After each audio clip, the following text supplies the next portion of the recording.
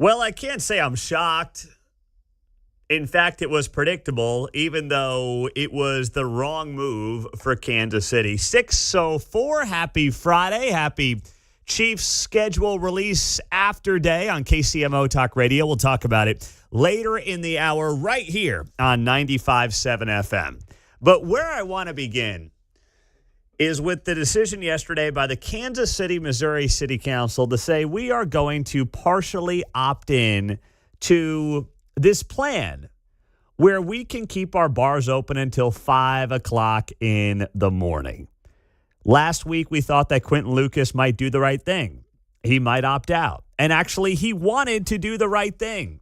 He more or less admitted yesterday on the show that he somewhat capitulated to bar owners around Kansas City when he went back on his initial plan from last week and said, listen, I'm going to let these bars stay open until 5 o'clock in the morning if they submit security plans by June 1st, and these plans must explain how the businesses plan to mitigate risks. The mayor also said yesterday on this show that if there's any kind of a shooting early in the World Cup, at 3, 4, 5 o'clock in the morning, outside or near some bar, the city council will take this privilege away. Now, it sounded like tough talk. I appreciate him saying that, but we never should have gotten here in the first place.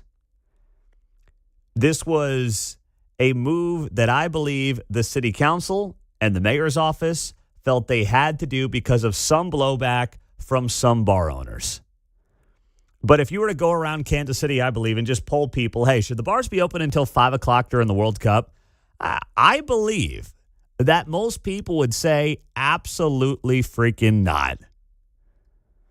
And what they've done is they've made the bars exclusive to entertainment districts. The Plaza, Westport, 18th and Vine, Crossroads, Midtown, Downtown, West Bottoms, River Market, Riverfront, all on there. But nothing else. Nothing north of the river. I thought that was interesting as well when this initially came out. So these plans, if you are a bar owner, have to be submitted and align with direction from the city and law enforcement. Bars will now be permitted to operate until 5 o'clock in those entertainment districts during the 40, 50 days the World Cup is happening here in Kansas City. What could possibly go wrong? And this comes a couple of days after Town Topic says, hey, we had a lot of off-duty security. We did it all. And what happened to us? Well, we're going to close at 8 p.m. We're not going to bother being open 24 hours a day anymore. We're going to pass. This is everything Kansas City should want to avoid in a nutshell. And considering, we're only 2+ years removed from having a shooting take place at a Super Bowl parade where every cop and his mother is by Union Station to say that, hey, you know what, these bars, just make sure you got a couple of Ring doorbell cameras outside your place of business. It'll be fine. They, of all people, this town of anywhere in the country hosting a World Cup should know better. And they just don't. So they went ahead with it yesterday. It passed unanimously. And now we'll just have to wait and see what happens. But obviously, if you're listening right now, you're on the early side of things in general. And if you're driving to work, I mean, I hate to say it, but I'm thinking about a month from now, who's coming out of the bars at 5 o'clock in the morning that, you got a chance to run into, literally and figuratively, on the roadways. I don't want to have to think like that, but I do. We talked to Steve Stiegel last week about this. He is the owner of the Blue Line, and he insisted that if people are going to drive drunk, they're going to drive drunk. Yeah, but there are fewer people on the road at 3 a.m. versus 5 a.m. So I don't think that's really a good excuse. I get it. There are some bar owners who are going to make out very well. But I also firmly believe that anybody who thinks there's this windfall of cash just falling their way and just dropping right onto their laps between 3 and 5 o'clock in the morning, there is, I think, little evidence to suggest that is going to happen unless you're just hoping that your regulars hang out until 4 or 5 o'clock in the morning. That's the only thing, and frankly, more likely, as far as I can tell, as to what's going to be happening in Kansas City coming up next month when the World Cup obviously is here. Now, speaking of bars and restaurants downtown, the Kansas City Star has a headline piece this morning, and it's about the redistricting in the state of Missouri. So that was upheld this week. State Supreme Court, as you may have seen, decided to uphold the new districts for the state of Missouri, the congressional districts, which now has Mark Alford in much more of Kansas City, Missouri, the southern half of Jackson County. It will have now Sam Graves' district, including all of Clay County, which it did not the last couple of years. And now this new 5th district, which still is currently represented by Emmanuel Cleaver, is a much more Republican district that goes all the way out towards Columbia and really only includes the top half, more or less, of Jackson County. So the story this morning, the lead story in the Kansas City Star, is headlined, Kansas City Gerrymander puts Garozzo's in one district and its parking lot in another. So listen, I have been very transparent in saying that, yes, Missouri did gerrymander its map. Okay? It did. I'm not going to sit here and try to deny that or sugarcoat that or beat around the bush. It was a gerrymander, right? They clearly squeezed out Emmanuel Cleaver from his seat here in Kansas City. But I don't think the best case to make is that a restaurant and a parking lot find themselves in different congressional districts. I just don't, I mean, it's a parking lot. No one lives there. There's not a homeowner in the parking lot. It's a parking lot. Like, there are plenty of cases to make against what the state of Missouri did in its gerrymander. There are cases to make. I don't think Garozzo's having the restaurant and the parking lot in different congressional districts is the thing that's going to be like, that's it. That's my final straw. You mean when I bring my leftover meatballs outside of the restaurant and I walk to my car, I'm going from one congressional district to another? No. How dare you? I've had enough. I have had enough. I'm sick of the Missouri GOP. There is no way that this can stand. Come on. That is not really a very compelling case at all. No one is going to buy that. I know the Star doesn't like it, obviously, for very obvious reasons. We understand that. But at the same time, it's like, guys, you've got to do better than this. You've got to give people something else to latch onto, because this ain't it at all. And it's not going to be the thing that sends people off the deep end to be like, all right, fine, I'm done.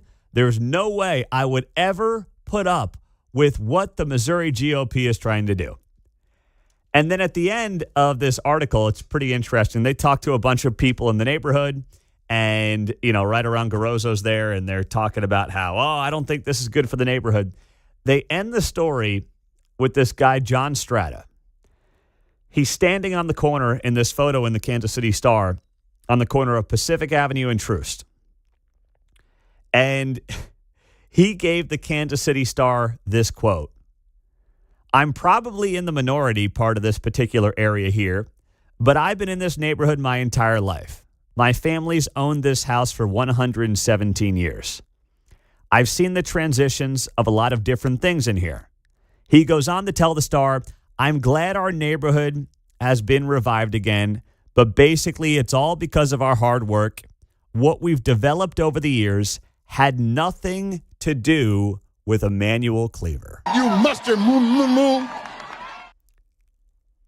He's basically saying any good that's happened around here, anything in this part of Kansas City, in the Columbus Park neighborhood that has been positive, has had nothing to do with Emmanuel Cleaver.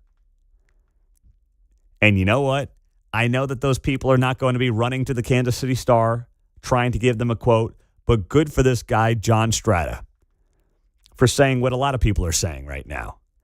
And while, yes, it is a gerrymander, not everybody is up in arms about it in some of these neighborhoods. They're not.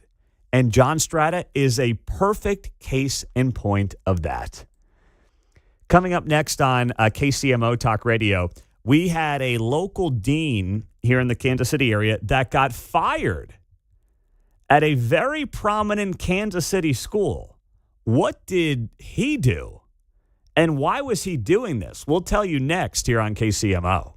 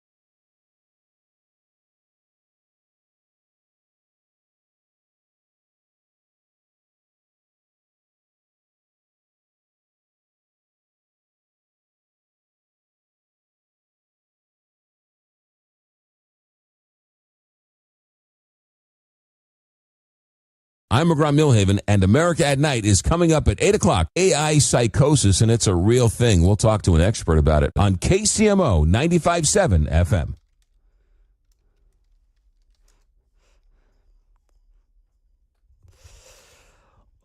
Well, Barstow here in Kansas City has fired one of its deans.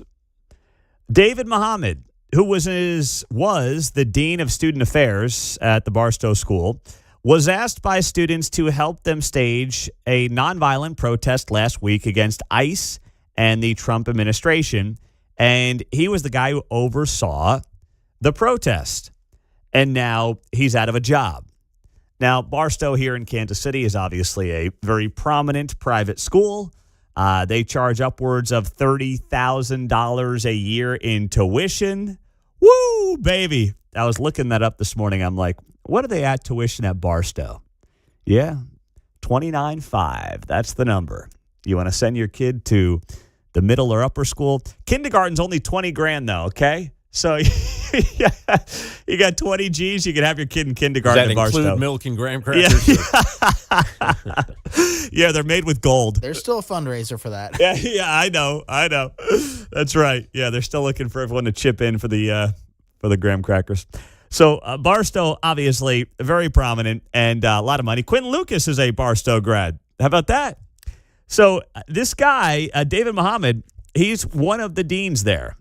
In his role as the co-director of inclusion and diversity, he helps students, according to him, navigate issues of race, class, culture. And that has been part of his job during his 4 years at Barstow. So he got permission to lead the students in this protest. The rules were set. 3 days after the protest, he gets fired. Now, my immediate reaction to this is good. Good. But it's not that simple. There's more to the story here as to why this Barstow dean ended up getting fired. And what the school is saying is that it's not really about what happened with the protest. It's not just that he was out there leading this protest around Barstow. The school has been contacted by the Kansas City Star, and they said that when asked whether or not David Muhammad was fired because he aided students in their protest, they said no.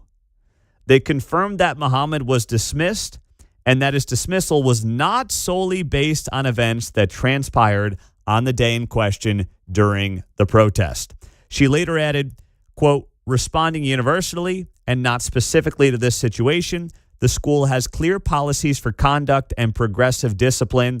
Violations of policy may result in disciplinary action up to and including termination. I think this guy had to royally screw a couple of things up. I don't think that they're blowing out at Barstow, which clearly signed off on this, their dean of inclusion, who led them and led the kids in an anti-ICE protest because he did something they signed off on. Now, they don't have to tell us. It's not a public school. It's a private entity. But clearly something else happened here because I don't think Barstow would inherently want to do this, John. They cited their progressive punishment thing. Yeah. And that sounds typical to many of us who work in radio, right? Yeah. Well, that's kind of a standard clause, I would think. Yes, right? exactly. And so you get a warning, hey, we're going to write you up. You know, you get a couple of strikes. So sounds like several strikes have come by, possibly, when they got to this point. I completely agree with that assessment. That's exactly what this feels like. Not a guy who just was, oh, man, I'm just out there leading the kids. They told me to take them around on this protest, and next thing you know, I'm getting fired. I don't know what happened. The Babe in the Woods routine does not pass the smell test here on this. It just, nothing about it does. And there I guess is a petition that some parents are trying to promote and obviously get out there to make sure that Muhammad is able to be reinstated. But it seems like Barstow is not budging on this at all. So I don't think it's going to end up changing anything for him because I don't think they inherently wanted to do this. It doesn't sound like they did. Why would they? They signed off on the little anti-ICE protest. But by the way, the ICE protest going on at Barstow, I mean, they were kind of late to the party with the ICE protests. They did an ice protest on May 5th last week. Who's doing ice protests in May? That's so February, March, man. Get with the times. Well, they had a good deal on participation Yeah, ratings yeah. left over. Yeah, you're right. And probably, too, weather's better, easier to get a higher participation rate when you're doing these kind of things in May versus, December or November. But speaking of our schools, this came out in Fox 4 yesterday. Researchers warn the U.S. is experiencing a reading recession, a slide predating the pandemic's disruption in schooling. That is how it's being described by Fox 4 and the Associated Press in this piece. So they want you to know, don't worry, don't blame COVID. Don't go out there blaming COVID now. You wouldn't do that, would you? Yeah, because you're right. Our COVID policies definitely didn't make kids dumber and definitely didn't hurt our education system. Please, no one buys that. But here's part of the story, and we talked about this yesterday.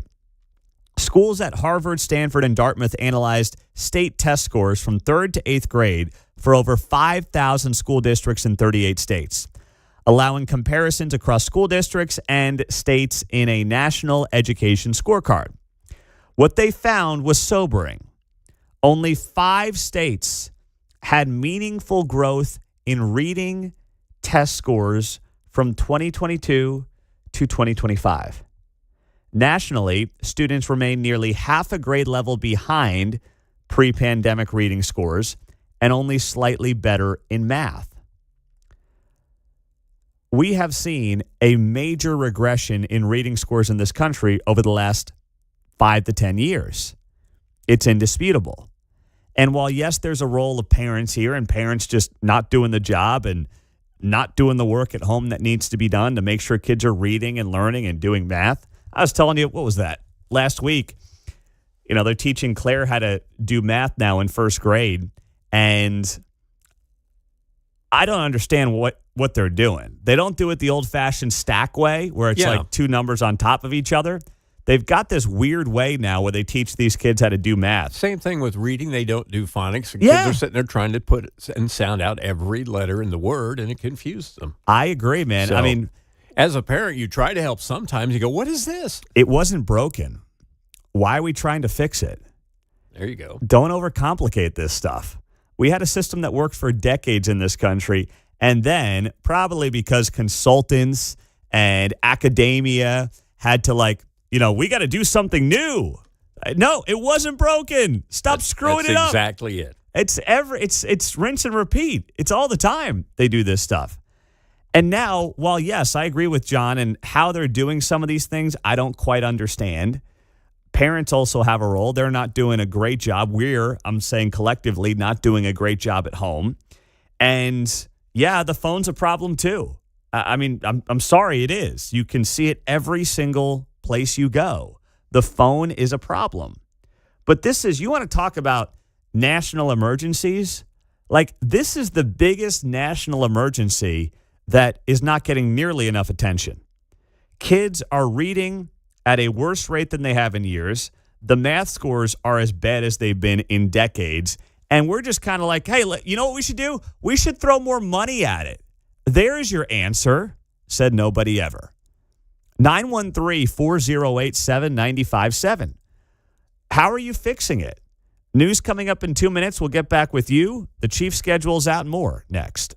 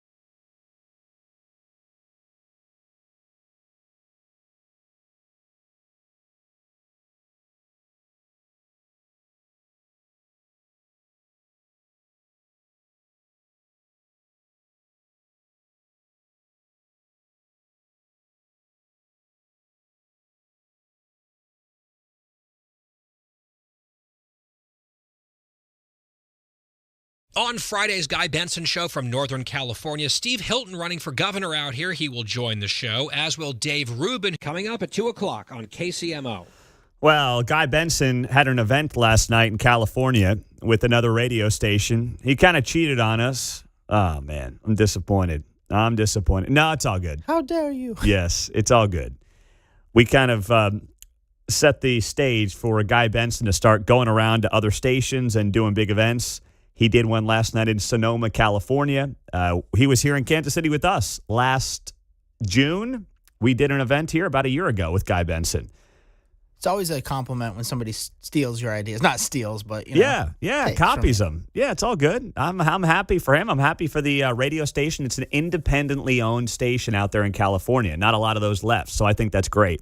I think we're going to have Guy back here in Kansas City here coming up in a few months. So Guy and I were texting, tried to lock that in. I think we have a date locked in for Guy.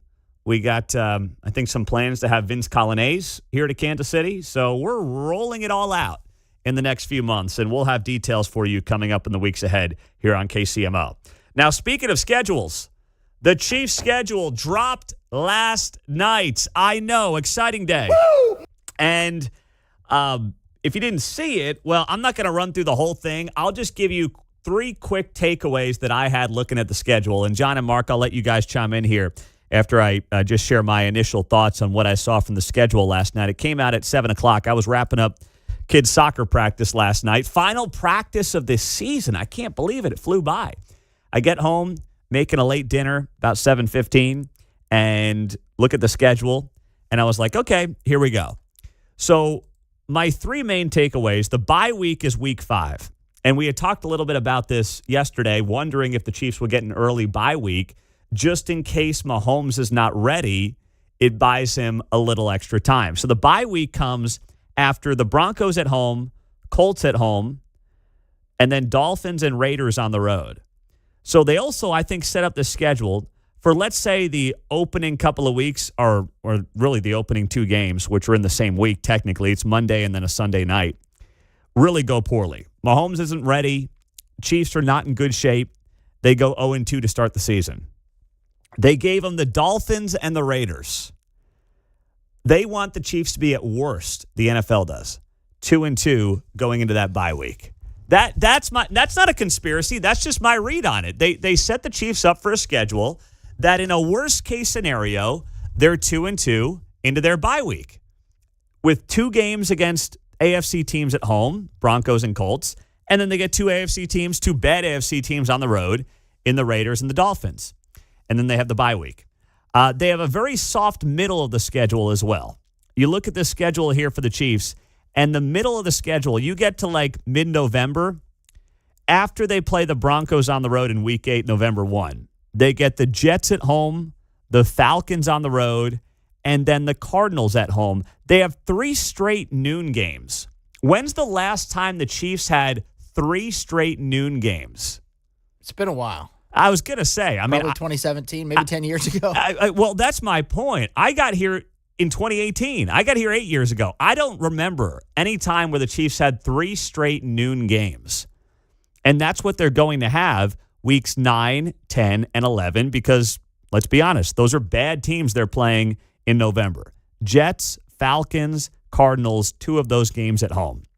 So they have this nice soft middle of the schedule after they play the Chargers at home in Week 6, and then Week 7, Week 8, they go on the road to the Seahawks, and then they go on the road to the Broncos. And then you look at the brutal, brutal back end here, where they've got the Bills on that Thursday night, Thanksgiving night game on the road. Then it's the Rams on the road. Then it's the Bengals on the road. And then you get the Patriots at home, the 49ers at home, followed by the Chargers. That is 6 games right there.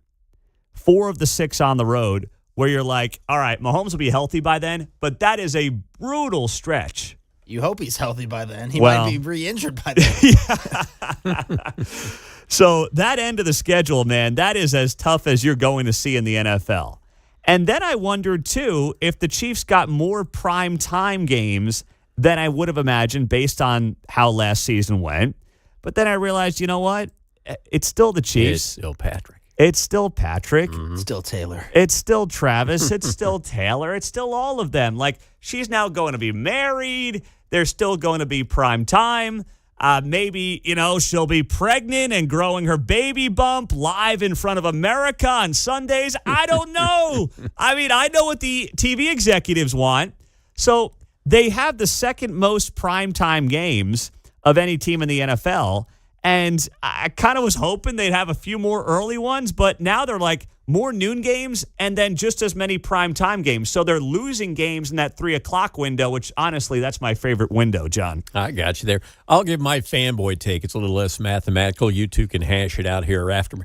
I look at the schedule, and I want the Chiefs to – I think they can win every game, right? So then I say realistically, not going to be undefeated. So as a fan, I try to say might lose here, might lose there, and pick those games. The other thing is we get real up in this is a brutal stretch or this is an easy stretch. We're not there yet, and you don't know. So I take it a game at a time. I'm always looking for, at this point, a 12-5 or a 13-4 season, I hope. And so I could be disappointed, but that's just the way I look at it. I'm not going to place any of my money on any of what I just said. But what are you, on the coaching staff? You're no fun. One game at a time? What is it? This is what we don't do one game at a time. We think we're going to roll the Raiders. We got to get there. We'll see what happens. All right. That kind of thing. I agree. It may not be 38-7. The Raiders are getting better. But I still feel pretty good about that game. I look at the schedule. I don't see stretches and that could be gruesome because you'll have to get there and see what happens. Geez, the Cardinals may be rolling. Who knows? Yeah, possible. in some world, right? Yeah, so you're saying there's a chance. I'm sure they're talking about that on radio in Arizona this morning. Phoenix is bumping. Feeling pretty good about it right now, aren't they? Everyone does in May. The over-under on win total on FanDuel is 10.5. Oh. So John needs to hammer the over on that one. Then. Okay. All right. So thank you. 10.5 is the over-under for the Chiefs on FanDuel this morning. Yes, and they're plus 1,600 to win the Super Bowl, which is tied for the 5th best odds with the Chargers, and I believe there was one other NFC team. That's too high. Yeah. So they have the 5th best odds to win the Super Bowl? Yeah.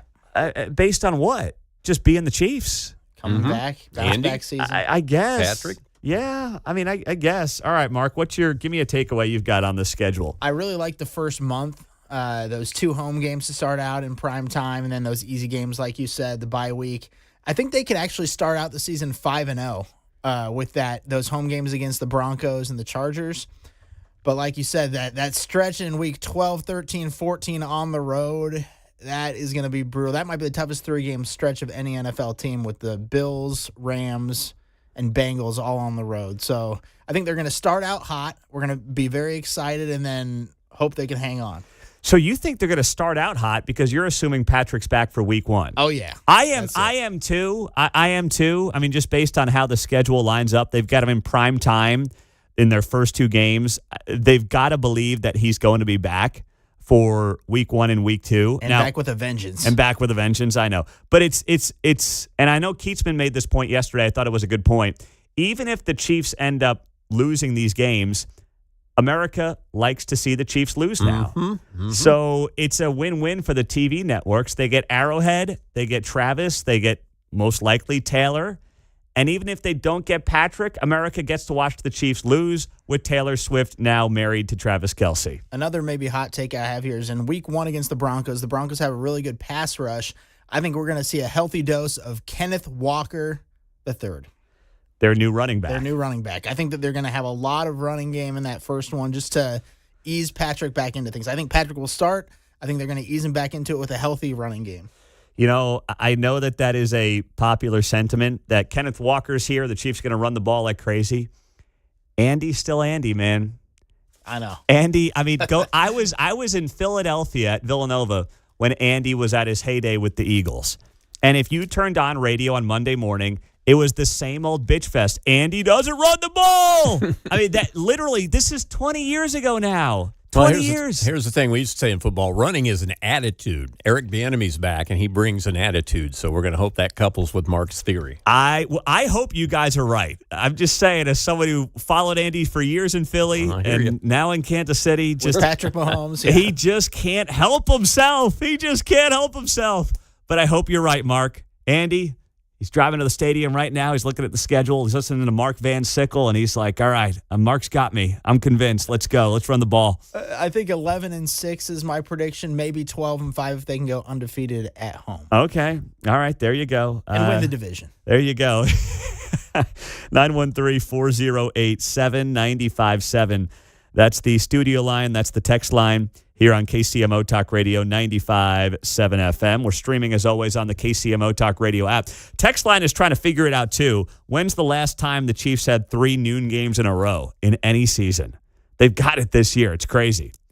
But they have fewer 3 o'clock games, which that was my favorite time slot. So it's like prime time or noon. It's like, come on, give me those 3:25 games. I like those. I also like the 6 at 6. We'll give you the top 6 stories in the 6 o'clock hour next, right here on KCMO.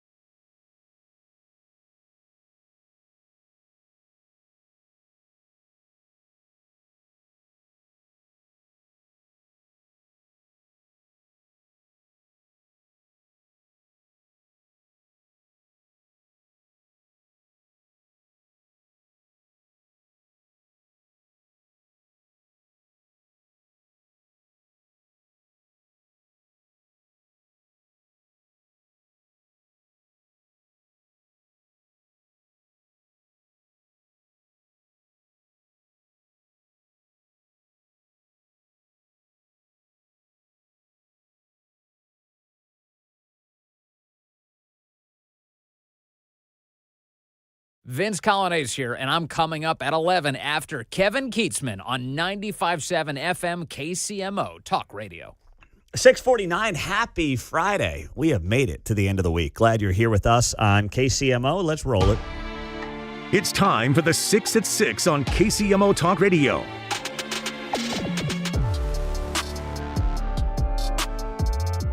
Number 1.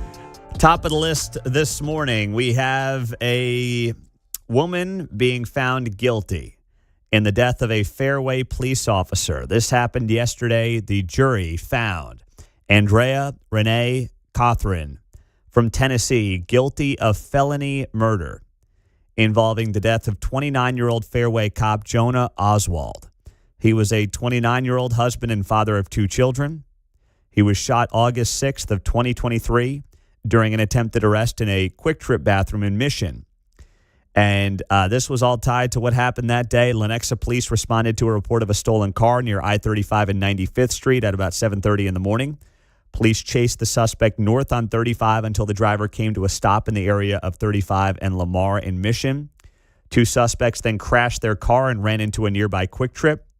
And that is where officers from multiple agencies went in to arrest the suspect. One suspect, later identified as Shannon Wayne Marshall of Ashland City, Tennessee, was fatally shot. Oswald was shot during the altercation. He was a 4-year veteran of the police department. And we also learned about this woman who was found guilty yesterday, Andrea Renee Cothran, that she had a fairly extensive criminal history going back to her time in Tennessee where she was on the sex offender registry. And Cothran is scheduled to be sentenced on July 8th at 10 a.m. Number 2. Next up, we'll stay in the law enforcement lane where a man is dead after a KCK police officer shooting that is now being investigated by the Kansas Bureau of Investigation. This was at about 5 a.m. yesterday. A woman called 911 requesting assistance with a disturbance involving her adult son in their apartment. This is in the area of North 78th Place and Everett Avenue in KCK. Cops met with the caller, spotted the suspect outside the apartment in an SUV. Officers tried to question him. He drove off. Second 911 call came in, same woman requesting cops. 2 KCK officers responded, found the same SUV from earlier with the engine still running, but no one inside. KBI reports that when officers went to the apartment door to check on the female caller, the suspect, identified as 27-year-old Jesse Fitzgerald, ran out of the apartment towards the cops holding a metal object. During a brief physical struggle, one officer fired, striking Fitzgerald. According to the KBI, life-saving measures were attempted, but Fitzgerald was pronounced dead at the scene from his injuries. After the shooting, a metal spoon was found near Fitzgerald. No law enforcement officers were injured, and the KBI is now leading that investigation. Number 3. Next up, the President of the United States wrapping up his trip to China. So he is on his way back to the United States. And, you know, I'll talk about it more next hour. I don't know what wins are coming out of it. Usually these things are like, you know, a lot of pomp and circumstance. Does it really change the geopolitical landscape? That remains to be seen. If there's one major takeaway, it's that the president seemed to get the message across loud and clear that the Strait of Hormuz must open and Iran cannot control it. And China and President Xi seem to nod along and, you know, say all the right things, but we'll have to actually wait and see what their actions end up saying. I'm not going to sit here and say, wow, that went really well because President Xi nodded along with Trump on a couple of things. I'm not going to come to that conclusion because the Chinese government is not to be trusted. And their actions in the days, weeks, and months to come will tell us whether or not this trip was successful or just kind of a nice little pomp and circumstance event for both countries. Right now, I would lean to the latter, but I'd love to be wrong about it.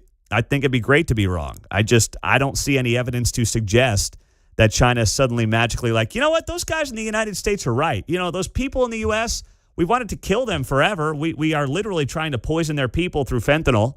And, you know, we're buying up their farmland. and we're infiltrating their political system. You know what? We were wrong about all that. They're pretty swell guys. I don't think that's how it magically is going to work with the Chinese. So we'll see what comes out of it, but the president is on his way back to the United States. Number 4. Well, let's go to the bars here in Kansas City. This was passed by the Kansas City, Missouri City Council. All bars during the World Cup can stay open until 3 a.m., and you can stay open until 5 a.m. during the weeks of the World Cup if you submit a security plan to the city and the Kansas City Police Department. You also have to be in one of the major entertainment districts in Kansas City to even be allowed to keep your bar open until 3 o'clock or 5 o'clock in the morning. Riverfront, River Market, West Bottoms, Downtown, Midtown, Crossroads, 18th and Vine, Westport, or on the Plaza. That's it. Number 5. All right, let's go to, I guess we'll do this. I don't want to end on a sour note, so I'll start here with number 5. The Royals get swept by the White Sox. They lose 6-2 last night. Chris Bubich, he got bombed. 5 runs in 4 innings, 5 hits, 4 strikeouts, 3 walks. He takes the loss. He's 3-2 on the season. And the Royals losing to the lowly White Sox. They can't win on the road. They are 6-15 away from Kauffman Stadium. I mean, think about that, right? They're 9 games under 500 at Kauffman Stadium. And you compare that to what they are at home. Well, at home, they're pretty good. They're 3 games over 500. At home, 13-10. They can't win on the road. And now, after getting swept by the White Sox, they are tied with the Tigers for last place in the AL Central. They're still just 4.5 games back in the division. And they open up a series tonight against the Cardinals in St. Louis. Michael Wacha on the mound against his former team tonight. So it's Michael Wacha against Dustin May. Good news is they're not in Chicago anymore. That's all I got for you. We'll see if they can turn things around tonight. The Cardinals are playing better. They're 25-18 on the season. Number 6. And last up in our 6 at 6, the Chiefs' schedule dropped last night with the rest of the NFL. And, if you want a little tidbit for the water cooler, I did see this.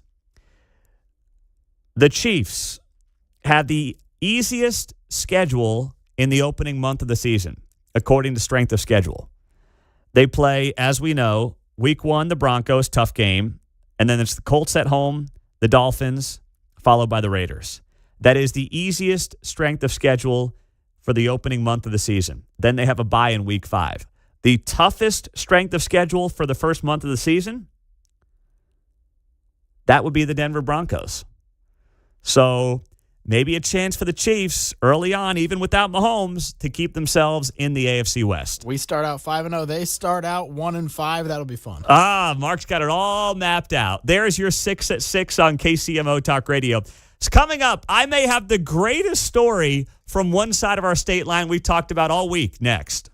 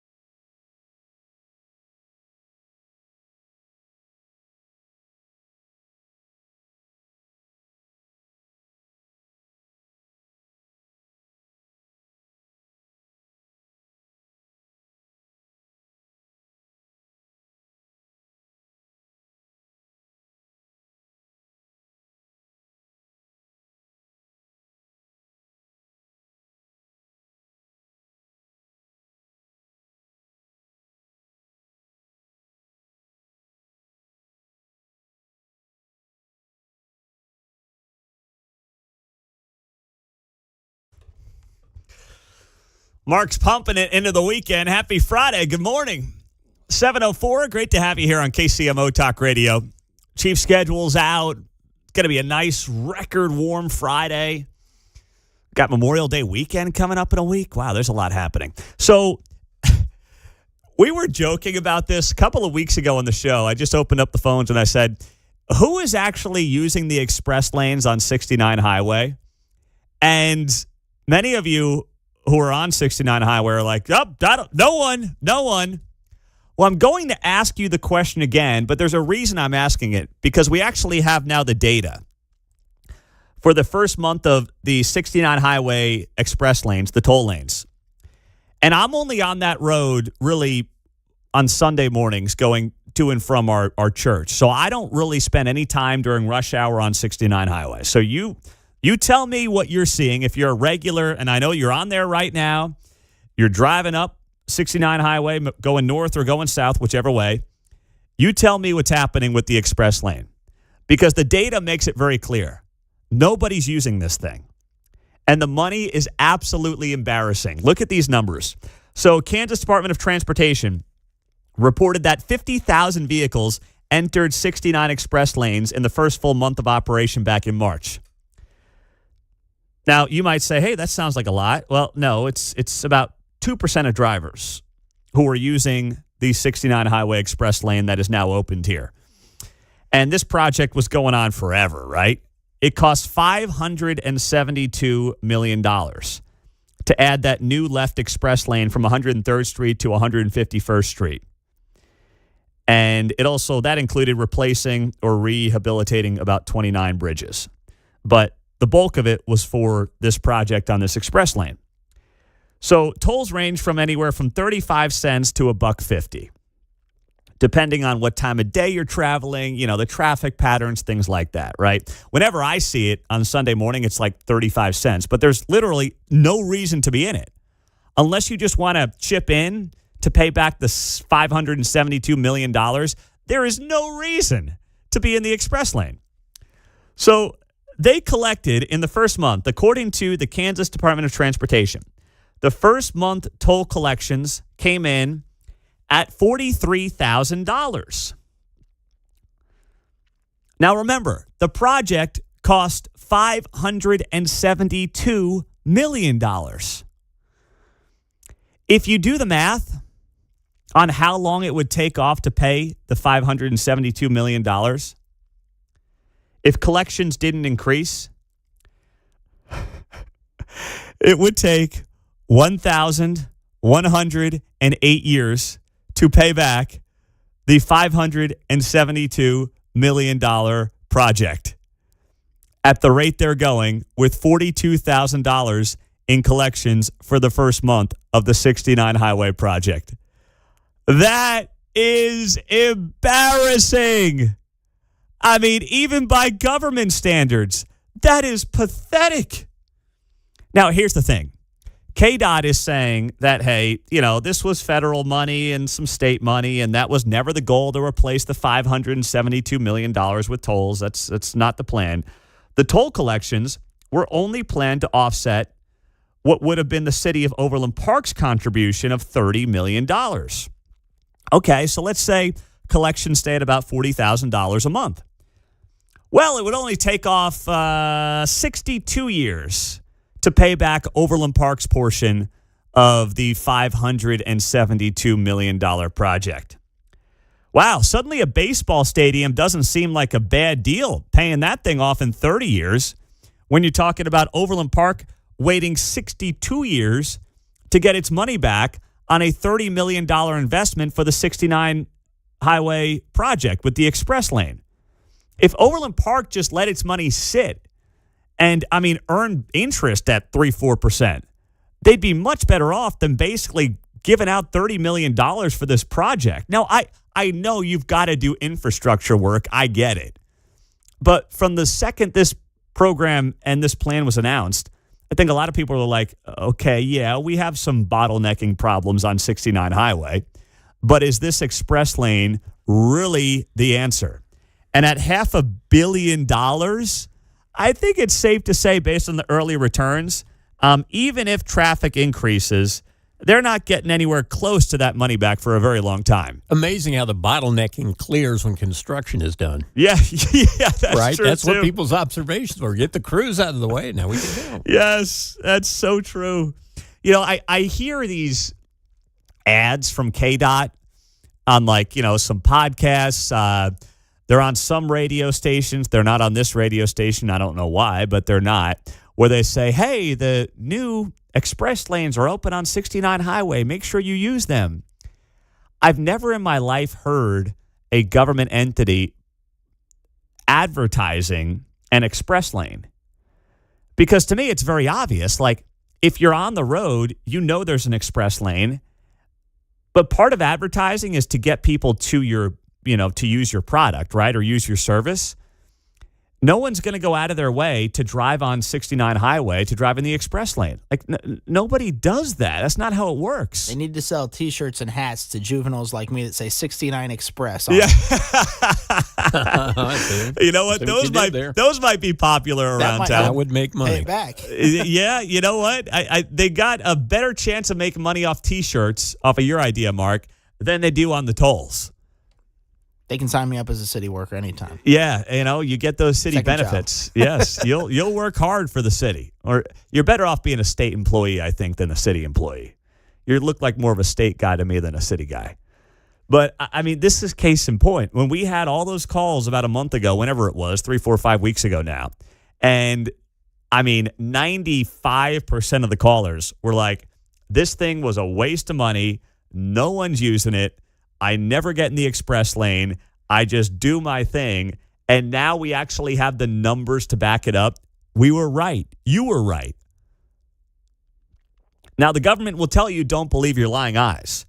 And part of how they're selling this is they're like, oh, well, traffic volume, this is per the state, KDOT, they say that right now 80,000 vehicles use the 69 Express corridor each day. And they claim that traffic volume is expected to increase by more than 30% over the next 25 years. So even if you increase 30% on your toll revenue, what are we talking about now? 45 years to pay back Overland Park? What are we talking about? To theoretically get back your $572 million bucks, what are we talking about now? Only 750 years? Way to go. We'll be flying cars by then. We won't need the expressway anymore. I drive on there a couple of times a week, and I usually go just after rush hour. And I've only seen one car drive in it, and they accidentally got in it. It was too late for them to get over because the car kind of boxed him in. So he had to drive in the express lane for probably about a half mile, and then he got back over out of it. So yes, he probably only had to pay the 35 cents. Yes, exactly. Pete, $42,000 won't even cover the administrative costs on this thing. Yeah, that's a good point as well. On the text line, Pete, what's the first month inflated by drivers who just want to check out the express lane? Listen, I don't think anyone wants to check out an express lane. You can see it. It's asphalt. Yeah, I checked it out when I drove right next to it. Yeah, the lane next to it. There's nothing to check out. There's no way. Now, I know what you're trying to say there on the text line. You're suggesting that the numbers actually are going to go down. I don't think they're going to go down. They will maybe go up a hair. But no one was checking out the express lane. That would be insane. On the text line, will the 69 Express HOV lane be the new Mile High Club? No, stop with that. No. Come on, it's a Friday morning. Come on, no. Pete, I drive a school bus. I'm on 69 8 times a day between my bus and personal vehicle. I've literally only seen one person using the express lane since it opened. It is such a waste of money. That's right. That is absolutely right. I fail to see what exactly the point was of this and the plans. Oh, my goodness. 913-408-7957. That's the studio line and the text line. It's 7:13. Happy Friday. Thanks for being here on KCMO Talk Radio. Coming up next, an area university did an about face on something. I know a lot of people in this area send their kids to this school. And they did an about face on something that I think is very telling for the future and where colleges are trending and specifically where some of these athletic departments are trending. We'll tell you what happened coming up on KCMO.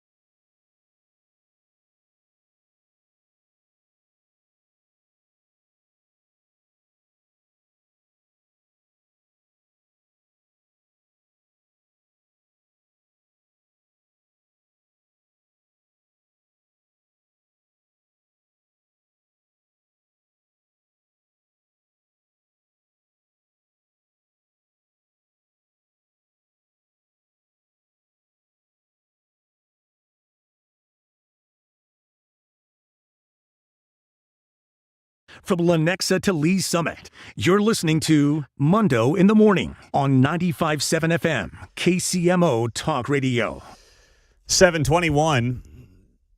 It's great to be here on KCMO Talk Radio. Happy Friday. We have Scott Faughn coming up next hour, Missouri Times, also Mark Falter, and our feature Friday guest is Alvin Brooks. Looking forward to that conversation with a Kansas City legend. Scott is in Lewisburg. He's a Lewisburg legend. Scott, what do you got for me on the 69 Highway Project? Hey, Pete, I travel 69 every day, and the problem I have with it are the exits. If I'm traveling north on 69, if I get an express lane, I have to get out and get back in traffic just to exit off on 435 going westbound. So the exits are not designed well for people that travel 69 highway. Well, and to your point, it also means that you're setting up an express lane to really not make it convenient for people to get in and out of it and to get off of it, which they also set up in a way that then was not built for a lot of traffic in the express lane. Correct. So there's no use in me getting an express lane just to get back in traffic. Yep. To get, it's worthless to me. Yeah. Stop with all the common sense around here, would you please? Hey, Pete, love your show. Thanks. Have a great weekend, Scott. I appreciate it. That is well said. Well, the express lane is there for you to fly beyond that point. So there aren't that many people that need to go that far, I guess, right? Well, yeah, but if to his point, if you want to say coming north, I get what he's saying. You want to get it like 151st, you got to get off at 119th. You want to take it, but then you got to weave back into traffic. To get in the express lane is the idea because it's intended to take you beyond that. Yeah, if you go to like some of the big coastal cities where they have these express lanes, like in Virginia, they've got this thing from D.C. going south. It's a monster express lane. There are multiple exits. Yeah. So if you're in the express lane, you've got your own exits you can use because that's how it's intended to work. I got you. This is like a fake express lane. It's not even a real express lane where there's no benefit because if you got to get off in the middle of the express lane, you got to get back into the traffic anyway. Timu Express Lane. You get it, and it's not what you thought it was going to be. Yes, that's exactly what it is. It's like it's like a toy train express lane is what it is. That's a great point made there by Scott. This story out of the University of Arkansas. I know that there are, from what I gather, and this is just what I hear around town, I guess a lot of people end up sending their kids to Arkansas. I guess they've done a good job trying to recruit Kansas City area kids and get them down there, and that's cool. Well, you may have seen Arkansas in the news the last week because last week they announced that they are discontinuing their tennis teams. Well, yesterday they announced they're bringing back their tennis teams thanks to a short-term funding boost that the school's athletic director said offers a viable path forward. Now, you're probably like, why are we talking about Arkansas tennis? Well, there's a bigger picture here. College sports is a mess right now, right? We all know that. There's a lot of money. All the money is going to football and men's basketball.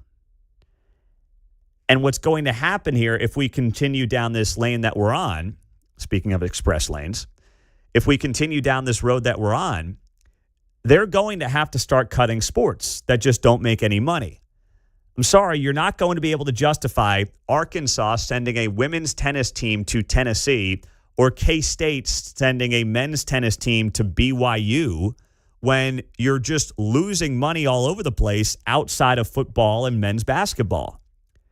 And that's the road we're going down. And you're starting to see some of these athletic departments say, if we continue on the road that we're on as a sport, we will have no choice. So Arkansas did this last week, and then they got their, quote, short-term funding boost to bring back tennis. Do I think that they are magically going to now be set with tennis for the next 10 years? Probably not. And they're not going to be the first. Arkansas spent $2.35 million on their tennis teams in fiscal year 2025. Do you think they're making any of that money back?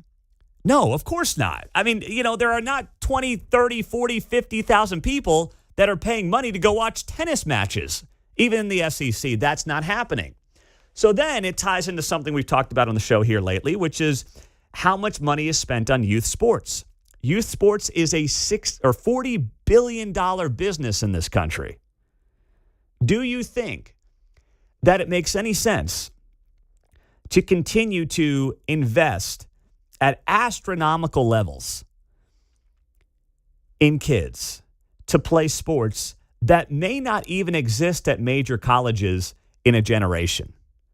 Like, think about it, because most people aren't playing football and basketball, right? I mean, they're playing some of the other sports, whether it's tennis or golf or baseball or softball. I mean, they make a little bit of money maybe, but they're mostly playing sports that don't generate any revenue. I mean, that's what most people end up specializing in just because of athletic ability.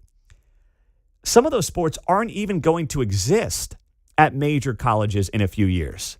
So you have parents who are dumping thousands and thousands of dollars into their kids' sports from the ages of 7 to 17. And of course, what's the goal? Hey, little Johnny's going to get his big old scholarship. Is he? Is that sport even going to exist at these colleges in 5 or 10 years with the way college sports is trending? I just think that is something to consider. I'm all about making rec sports great again. We brought that up. That was a topic on the show a couple of weeks ago. Make rec sports great again, because 99% of kids, 99.9% of kids are never making $1 off of their athletic ability. Let's just teach kids teamwork. Let's make sure they're having a good time. Let's make memories. Yeah, you want to win the game. I'm not saying you want to be a total soy boy about it, but let's not treat our 7, 8, 9, 10-year-olds like they're on the path to being Olympians, because they're not. And now with some of these colleges, and this will continue to happen, Arkansas got a lifeline, but it's going to keep happening, where these colleges are going to cut these sports where parents are spending a small fortune to try to get their kids' grade in to then get them the scholarship that won't even exist. News in 2 minutes. We're back with the latest on what we learned out of the president's trip to China next.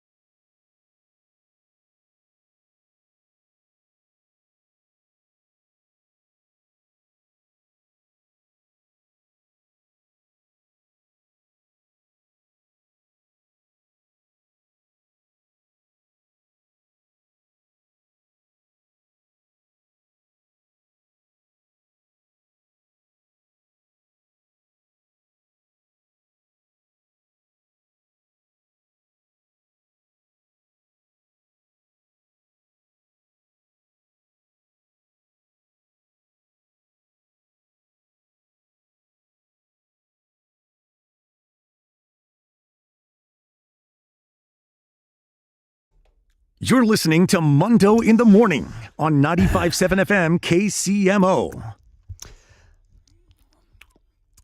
I'll give the trip a B-. That's where I'm at right now. B-, maybe a C+, for the president who is coming home. He has left China back to the United States in Air Force One. Going to mark him off for the Mrs. Ping comment? Yeah. Well, no. That drops him from a B- to C+.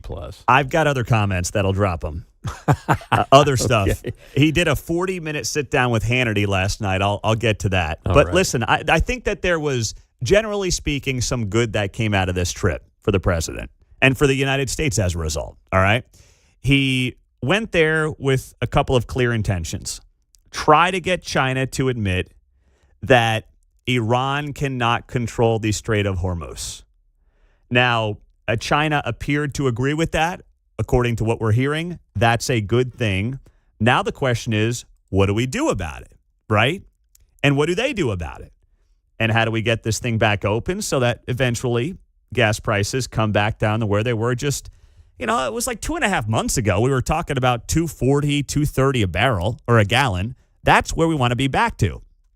So from that standpoint, that was clearly a good sign. And President Xi accepted the president's invitation for a return visit to Washington, likely in September. So having these two world leaders meet and break bread with some kind of regularity is cause for hope that they can control their rivalry. So from that standpoint, I'm like, okay, all right, there's something to work with here. Now, also, there were some business advantages that were talked about this morning on Air Force One by President Trump. Here is part of what he had to say. This was President Trump this morning on Air Force One. Here we go. So we had a great stay. It was an amazing period of time. President Xi's an incredible guy. Got along, made a lot of great trade deals, including over 200 planes for Boeing with a promise of 750 planes, which will be by far the largest order ever if they do a good job with the 200, which I'm sure they will. And that's General Electric also, the engines. So they're buying General Electric. So it's approximately 450 engines, 200 planes, and a promise of up to 750 if they do a good job. We had an amazing time. It was a very historic. Now, I know that some people are going to be hot and bothered by Trump like fluffing Xi for the last 48 hours. That doesn't really bother me because it's Trump's MO. I mean, it has been for 10 years. Okay, I follow his actions far more than his words. And when Trump's meeting with someone, he goes out there, greatest guy. Oh boy, we had a great time. That's just who he is. I don't really inherently like it, but I've come to accept it. That's just how he goes about his business. That's how he does his negotiating. That's how he does it. Now, as for this Boeing deal, he said that we've got a deal and a lot of great trade deals, including over 200 planes for Boeing, with a promise of 750 planes, which will be by far the largest order ever. Now, it's a non-binding Boeing order. It is less than half the original size. I think that needs to be noted. But, okay, I mean, that sounds like a nice business deal for Boeing and maybe Boeing workers and maybe Boeing stockholders and things like that. But is that the reason to go halfway around the world to China and sit down and break bread with Xi? To me, it's not.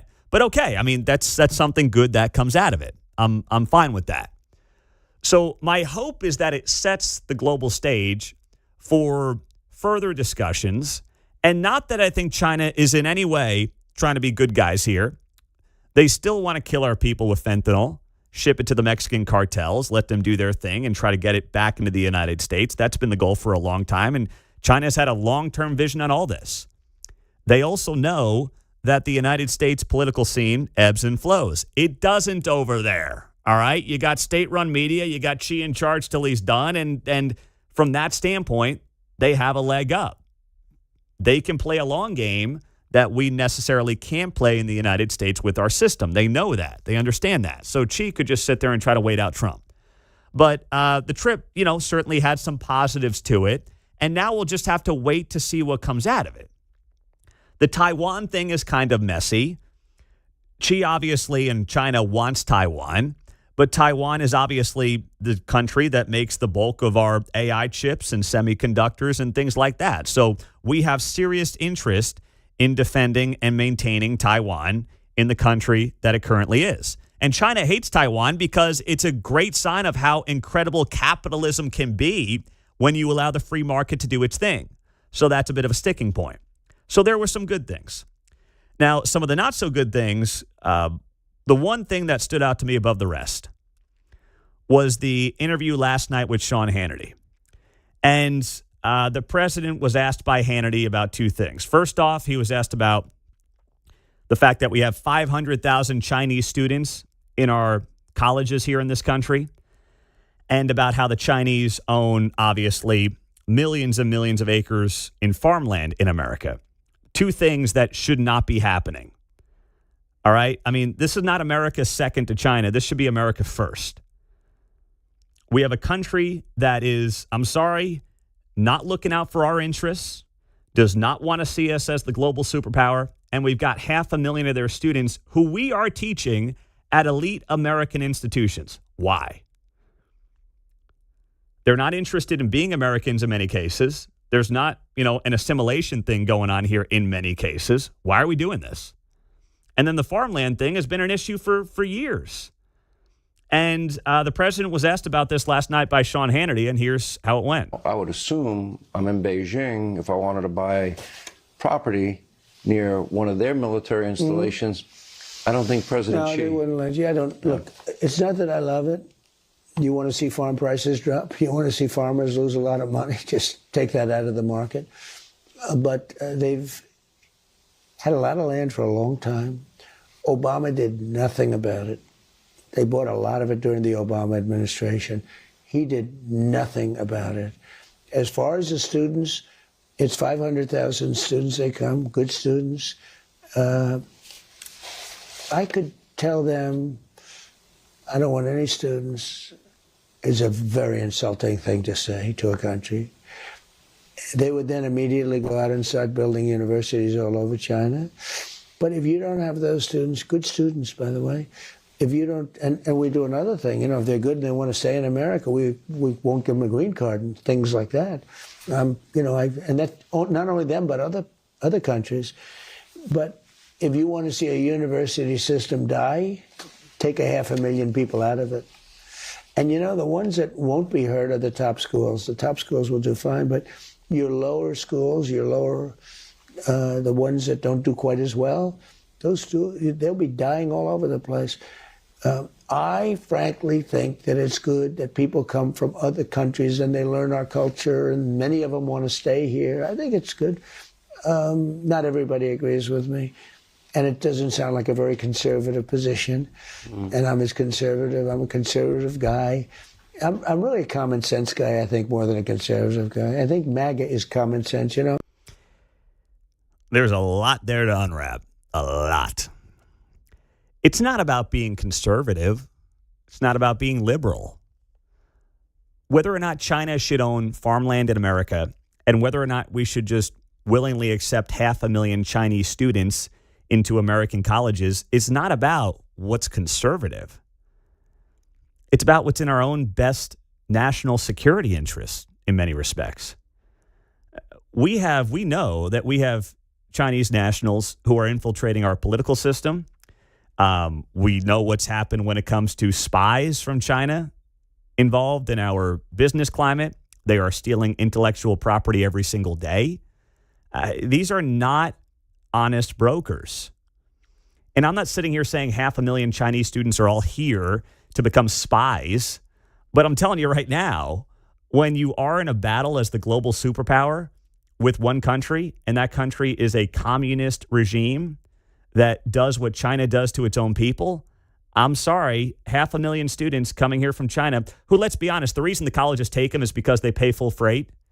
They're wealthy families. They pay the full tuition bill, which is getting obscene in these American colleges. But every single Chinese foreign national that takes a spot at an American college is theoretically taking a spot from an American student, from someone in this country.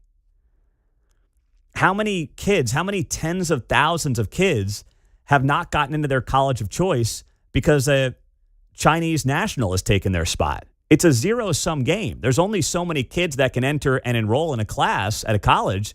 So that's how it works.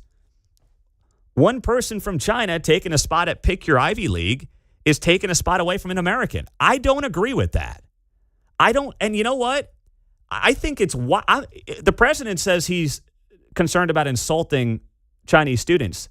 I find it insulting as an American taxpayer that we're concerned about offending the Chinese when we've got American kids we've got to get into these colleges. We have a crisis with young men in this country not going to college, not thinking they have a chance, feeling like this entire country has left them behind. I care about them. I don't give a damn about offending a Chinese kid who's 17 years old, whose parents have benefited from the Xi regime, who now wants to go to UCLA or Northwestern or Harvard. I don't give a damn about them. I don't. And boy, you take 500,000 kids out of the education system. Oh my gosh, the university system may collapse. Boy, don't tempt me with a good time. Please. We have too many colleges in this country to begin with.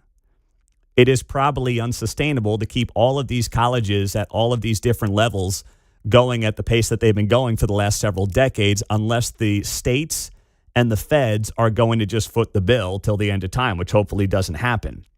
If you have a natural free market attrition in the university landscape, I think that's better for the country, instead of having the university system be propped up by foreigners and specifically people from China. I mean, it's one thing if it's, and I know a lot of people from Puerto Rico who come here to the United States and go to college. I mean, that's cool. They're a territory. South America, Europeans who come to our colleges, that's totally different. But 500,000 from China, that's unsustainable. And nothing about that to me is America first. And same thing with the farmland.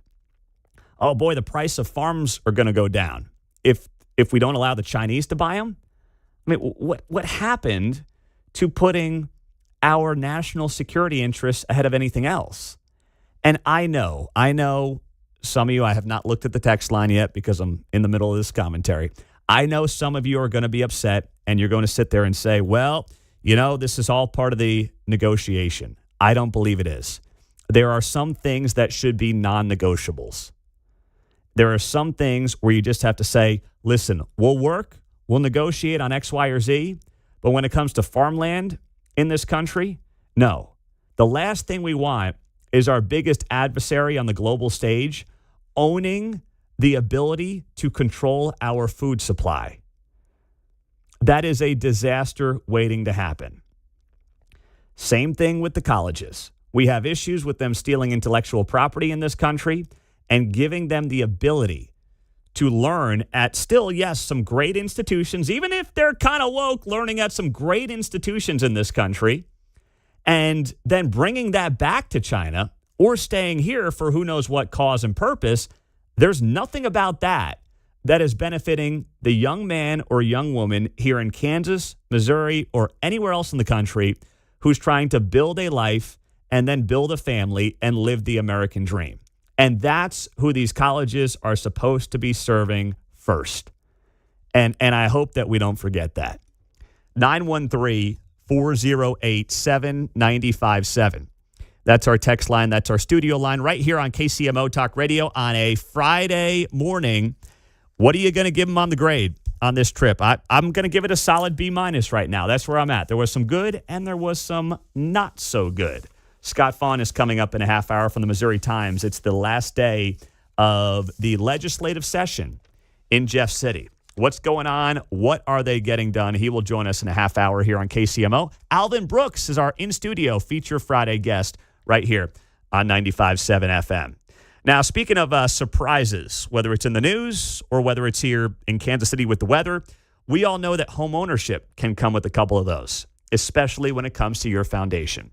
Well, when you work with KC Peer here in Kansas City, you get guys who are not worried and don't deal with surprises, all right? They are Kansas City's foundation repair experts. When you call up KC Peer, a real person picks up the phone. That's number one. I was on the phone, I won't say with who last week. It was a government entity, and I got AI robot after AI robot after AI robot. And I'm like, can I just get a person on the phone here? KC Peer is standing by, waiting for you to call. If you are looking for that structural consultation, which now's the time to do it. It's springtime. We got more rain coming this weekend. Don't wait. Protect your home equity and let KC Peer take you through their ABC solution options. It's an educational approach. It's not like they show up at your house, they look at your foundation, and they're like, you know what? This is going to cost you some astronomical amount of money. They'll give you options that you can do on your own. I mean, that's just how these guys run their business with KC Peer. I had Brian out to my house a couple of weeks ago, and he's like, hey, we can do this, or this is something you could do. Here are some other things that need to be done for your foundation. But they give you stepping stones of price points, so that way you're comfortable with the work.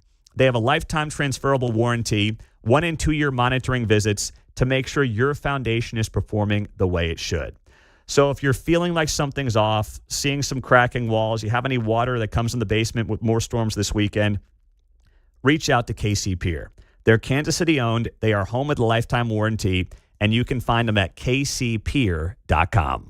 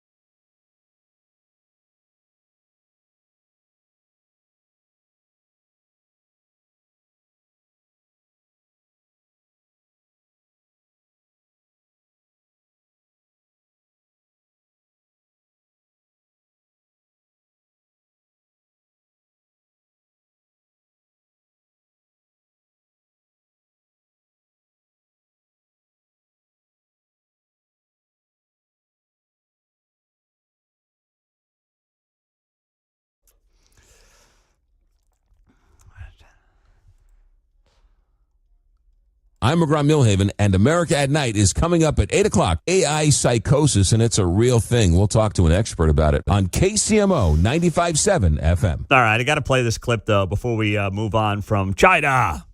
The president speaking about Chinese restaurants in America and how they outnumber the 5 largest fast food chains combined. All right, please just roll it. I won't explain any further. Here we go. 母校清华大学。 As allies in World War II, President Franklin Roosevelt's mentions of the brave people of China, that's what they were, drew loud cheers in his speeches in the United States, and everybody loved what he had to say, just as many Chinese now love basketball and blue jeans. Chinese restaurants in America today outnumber the 5 largest fast food chains in the United States, all combined. That's a pretty big statement. 那么，作为2战期间的盟国，罗斯福总统在美国的多次演讲当中提到了勇敢的中国 All 人 right, 民。 that's enough Chinese on KCMO, okay? I've heard enough. But you could hear that was a Chinese translator on what the president was talking about there, saying, the Chinese love their basketball, they love their blue jeans, and in America, we've got Chinese restaurants at every corner. Where's General Tsao? Where is he? Where's the general? Is there a General Tsao around here?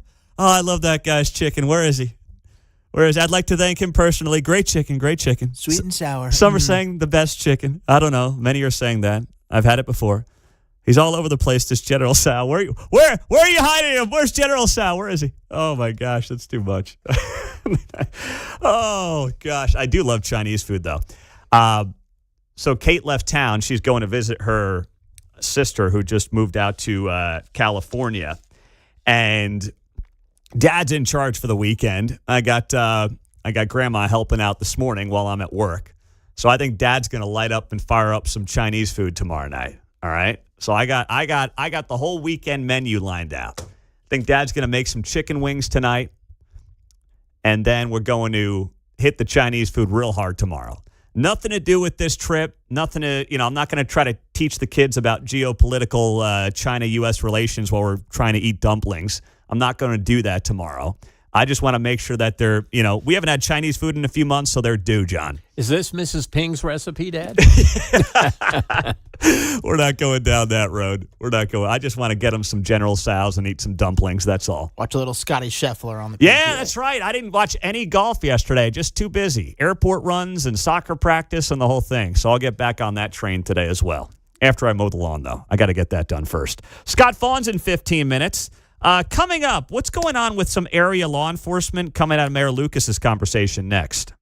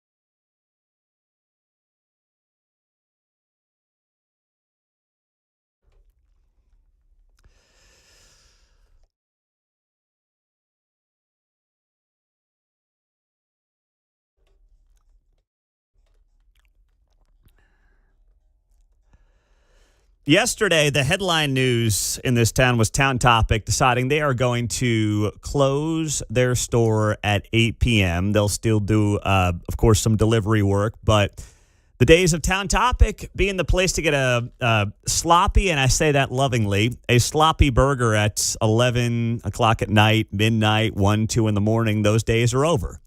They are closing at 8 p.m., and what they said yesterday in a Facebook post was that they are closing because, well, there's too much crime by their Broadway location. There was a shooting there on April 26th, and they're done. They've had off-duty cops. They've done their best, but they're done. So the mayor of Kansas City, Quentin Lucas, comes on the show yesterday. We talk about this. We have an extensive back-and-forth conversation. And, yeah, I mean, he'll agree the criminals are to blame. Oh, my gosh, Mike Pompeo. Chill on the Ozempic, bro. Jeez. Anyway, okay, where was I? You look at what's going on here in Kansas City, and what you see is that Mayor Lucas is, yes, blaming the criminals, but he's also blaming in part property owners and inanimate objects like parking lots. To me, it's not a whole lot different from blaming the gun instead of the person who actually shoots the gun, because guns just don't magically go off in parts of Kansas City. Now, do you want to see property owners take care of their property? Absolutely. There's no doubt about it. You want to see that. However, at the same time, it's like, guys, if the criminals know there are consequences for their actions in this town, this city is going to be much better off. There's no doubt about it.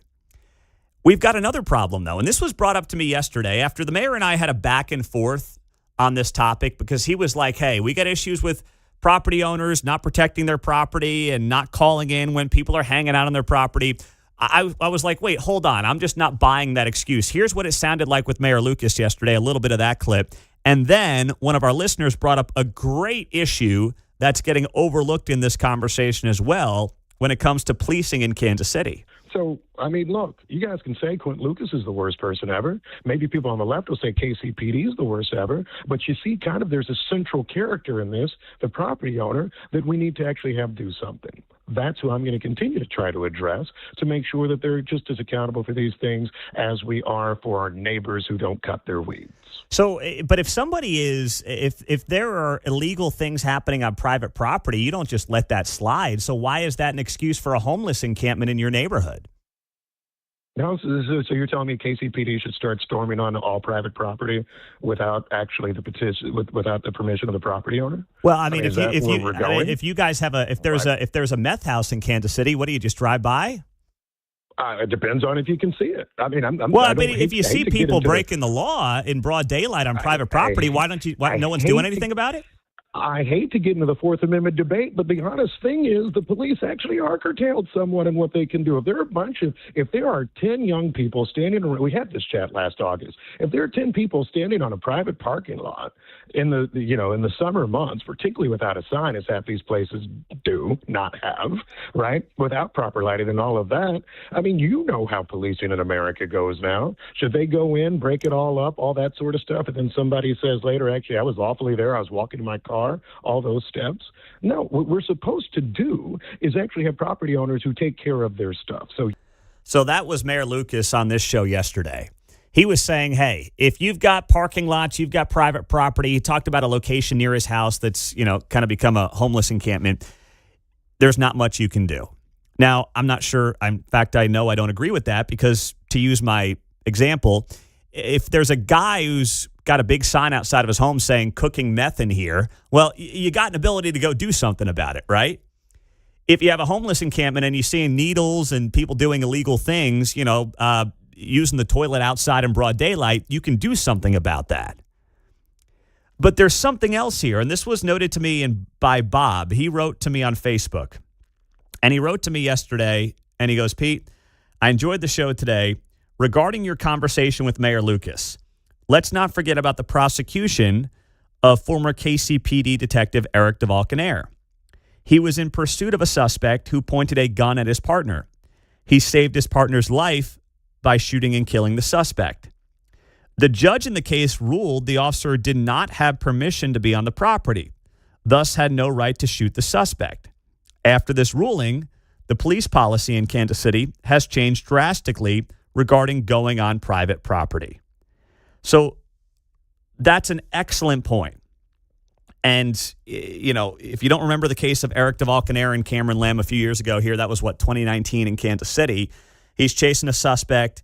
You know, the suspect, he obviously says, and there's some pretty good evidence to at least poke holes in the prosecution's theory. When DeValcanaire says, listen, this person pointed a gun at my partner and I shot him. And yes, he killed him. And now Eric DeValcanaire, spent time in prison, and now he's out of prison, and he's, back to being a dad and a private sector employee here in Kansas City, but he's gone through a lot. How many cops in Kansas City are like, you know what? I don't want to be the next Eric DeValcanaire. Sure, I want to help this community. I want to do what's right by the community.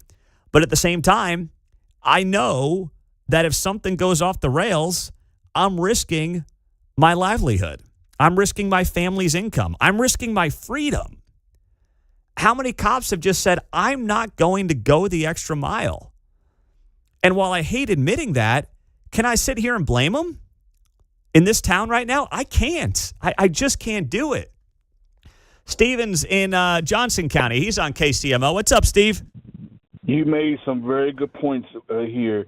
Good morning to you. I'm sorry.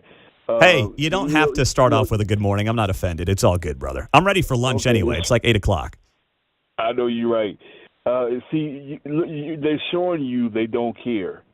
That's what Mayor Lucas is saying in so many words. He makes excuses for the criminals, but then he blames the people who respond to what they're doing. And that was one of the reasons why I moved out of Kansas City back in the 90s, because I saw that happening.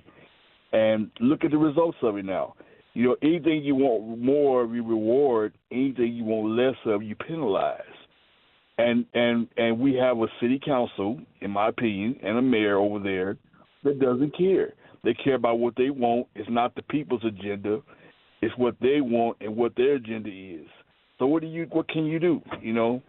And there are people that support them because of their Democratic Party or their race. This is the results of it. Every major city you go to, Detroit, Philadelphia, the urban parts of town hit the most, and the business owners that try to do business there, they're discouraged. I was at my church. My church is over on the east side, and these boys were breaking in my car. I mean, they would just store bricks and break. I came out and I shot the gun up in there. I did. And they wanted to blame me for defending myself. I mean, at what point, what do you do that? I don't get it. I don't know what you do. I mean, it sounds to me like you did the right thing there, Steve. Yes, most definitely. All right, I appreciate the call, my man. Okay. I mean, I don't know. I don't know what else you're supposed to do if you're Steven in Kansas City. What do you do? You call the cops. Someone's breaking into your car. Hey, we'll see you in an hour. I mean, we got that problem still in Kansas City because you're 200-300 cops off because you had people who left the department in the last few years because of all the chaos happening, not just here locally, but around the country. They have not retained or grown the department like they need to. And that's not the fault of the department. That's the fault of policing in America and how this entire industry was dragged through the mud really from Ferguson in 2014 all the way through, George Floyd in 2020. And it's going to take years to recover, especially in major American cities. Coming up, Scott Faughn of the Missouri Times will be here on KCMO Talk Radio. So today's the last day of the legislative session in Jeff City. What's going on? Are they getting anything done? He will tell us the answer to that next, right here on KCMO.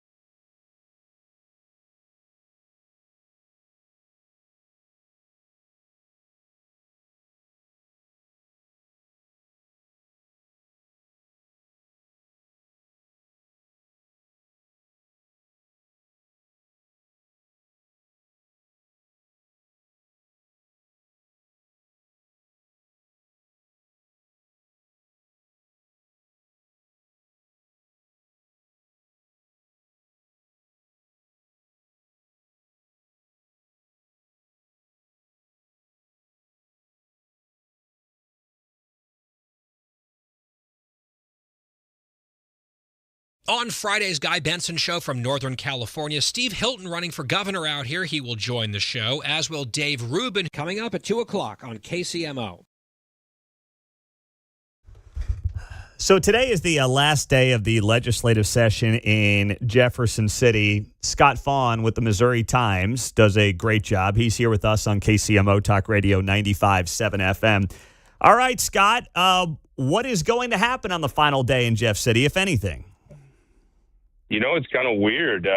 Normally we have an abortion thing going to happen every year, like clockwork. It kind of gums up the works.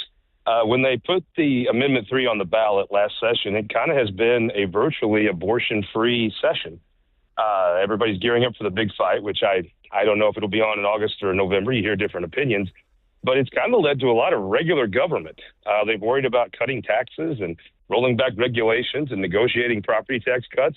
It's actually been a pretty normal session without a lot of the social issues. A lot of old school Republican, a lot of Ronald Reagan priorities have gotten done this session. I assume we'll go back to fighting about how to run people's lives next year. Okay, and that's because, as you note, there's going to be a vote on abortion in either August or November, right? And we'll also have a vote on whether or not to eliminate the income tax in Missouri in, August or November. Do we know when either of those are going to happen yet, or is there any inkling as to when they're going to happen? If you talk to the folks who are really entrenched, Camelia Peterson, the leaders in some of this tax cut movement, their gut tells them August, but the numbers tell them November. This is a very different party, Pete. When I started coming on your show, the conventional wisdom backed up by statistics were the more people that vote, the better for the Democrats. Donald Trump, in one of the many ways he's fundamentally changed American culture, today, the more people that vote, the better for the Republicans. Correct. Yeah. So you would normally think put this on in August, and that's your best shot. And that's what the gut still is of people that have done this for 10, 20 years. But the numbers do not show that. The larger the group of people that vote, the better for Republicans. And that is a direct, the statistical sea change started when Donald Trump come down that gold escalator. You're right. I mean, the data shows that if more people had voted in 2024, Trump would have won by a wider margin. The Republicans are now the party of the lower propensity voter. So now the thought is when it comes to whether or not to eliminate the state income tax, you think the lean? I mean, I hope they do November for the reasons you're laying out. I don't know why you would roll with August unless there's no reason to. There's not a big primary in Missouri this year, so what's the point in doing August? Well, Pete, I'll because of the historical thought, but I'll tell you this. I am a proponent of this tax cut. I believe this works. I believe in Governor Kehoe. I believe this is a great idea. And I think, I understand people that don't agree with my take. What I don't understand is people that think the status quo is working, because it's not. I believe we need to make our case, and I don't believe our case is made. And I think we need more than 10 weeks to make our case. Yeah, I really do. Here's my concern. Gas is $4. Donald Trump has totally screwed up this Iran thing in every way. I have voted for Trump. I support Trump. I do not just think everything is great because Donald Trump tells me to think that. I don't care about Iran. It makes me no difference. You know how many cents a gallon I'd pay for Iran and everyone in it? 0. No more cents a gallon. Even if you open that straight, I think gas prices would come down some. It's going to take a minute to see a 2. It's going to take a minute to see 350. I think if you send an electorate paying $3.50 for gas and blaming Donald Trump for it, they're going to vote against about every dadgum thing the Republicans come up with. I think we need more time to make our case, and Donald Trump needs more time to fix his screw-up in Iran. Well, I agree with everything you just said. I mean, I've made those points for weeks, much to the chagrin of some people, and whatever. That's fine. It is what it is. I'm just a simple hillbilly. You can like it or not, but you know where I'm at. Yeah, listen, you're preaching. You're preaching, brother. So now the abortion thing, though, that is November, right? That's not either August or November, or that still is up in the air? Is my understanding the governor can put these on when he wants. They put language in these measures to try to direct where they go. As politics has changed in the Trump era, it varies which side wants what. But the truth is, I believe the governor can decide. If I had to guess, he does not announce it at his press conference later today. If you have a question you want to ask, send me a direct message. I think the old hillbilly is going to go himself. We'll have reporters from the News Tribune, the Fulton Sun, and the Missouri Times there. well, if you're one of your listeners has a question they want to pose to the governor, shoot it to me in my DMs, or producers there can text me. I don't think he'll announce what day these elections are going to be. I would be surprised if he does. But I think we'll find out in short order. There is a deadline. I think it's in 2 weeks. Mm-hmm. The interesting part about this session is because he didn't have all the social issues. A lot of the big things were done prior to the 2-week deadline. If a bill is passed by the end of April, he has to sign it in 2 weeks or veto it. So a lot of the stuff, there'll be a lot of run-of-the-mill legislation. The bill review won't be the crush it normally is because you're going to have a lot more normal government stuff that's been better vetted because you frankly haven't had the crush of social issues. Yeah. It is weird. When Republicans stop trying to run your life, they actually do a pretty good job at cutting government. Scott Faughn is here. The Missouri Times does an excellent job on KCMO Talk Radio 95.7 FM.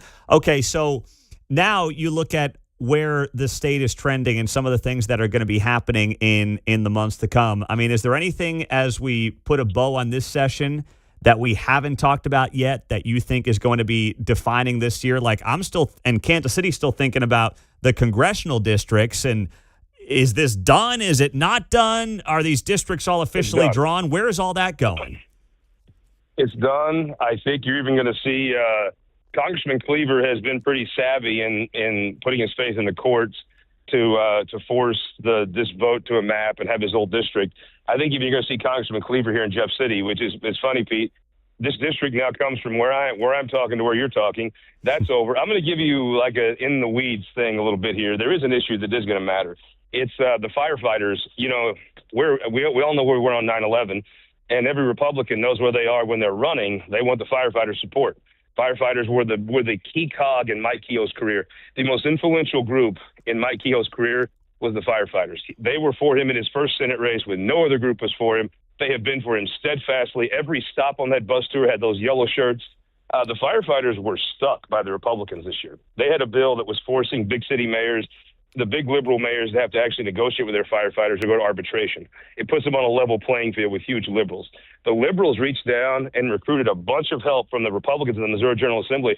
Quentin Lucas had a whole crew of House members carrying his water this year. And I think you're going to see the firefighters have to take a second look at all the Republicans they were supporting. That is going to matter in a big way. I mean, the House Republicans had a choice, firefighters or Quentin Lucas, and they chose Quentin Lucas hard. The firefighters have been big proponents of the Republicans. I wonder how far that goes. The firefighters are, after Missouri Right to Life, I think they're the second most influential endorsement in politics. Why would the firefighters be mad about the redistricting? No, they're not mad about redistricting. They have their own bill that would force their negotiations to go to arbitration. If the big city liberal mayors won't negotiate with them, then they can go to arbitration. Oh. And they thought their friends, who always say they're their friends and they're on the Republican side, would be there. But when it came down to firefighters or Quentin Lucas, the Republican House chose Quentin Lucas all day long hard. And I think they're going to be sore about it. And I wonder, we're going to find out. That's the great thing about politics. We'll see the scoreboard. How many Republicans are the firefighters going to back after they stuck them so hard? We'll see. Yeah, that's interesting. I mean, in the last 30 seconds, I know that they've got political juice, but I don't know how many people are like, let me wait to see what the firefighters think about this. I would tell you they're the second most, in my opinion, after Missouri Right to Life, they're the second most potent endorsement in Missouri politics. Huh. They work hard, they deliver money, and let's be honest, I always have a theory about this. Sometimes the cops can get sideways with people. Everybody loves a firefighter because they only come when you call them. Well, that's a good point. Scott, always appreciate the time, my friend. We'll be following on the Missouri Times, see how the session ends today. Keogh's press conference. We'll be following you guys for all the coverage. I appreciate it. And I'm a Mundo man. Last day of session, I'm stoked. All right, my man. Enjoy some time off. Appreciate it, Scott. You bet, buddy. There you go. Scott Faughn of the Missouri Times on KCMO. Coming up next, Mark Falter, as the markets get set to open up, what do we need to know with the week coming to a close? Next.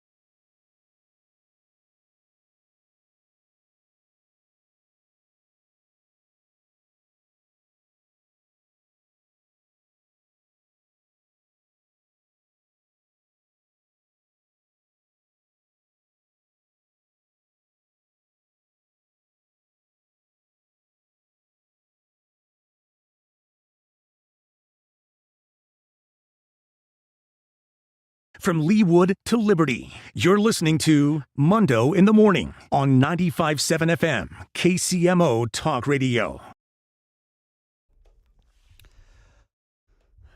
Well, the markets are just opening up, and we are in and continue to be at record levels when it comes to stocks across the board. It's been an unbelievable several-week run. Now, the markets are opening down.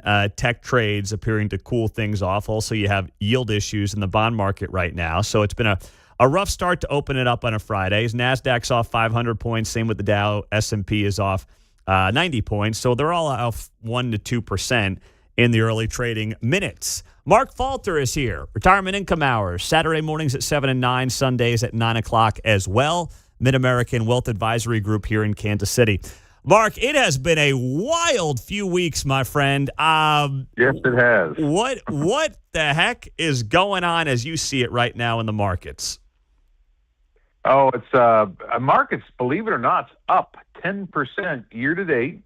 And but it surely didn't start off that way. Well, it did start off that way, and then it went down tremendously.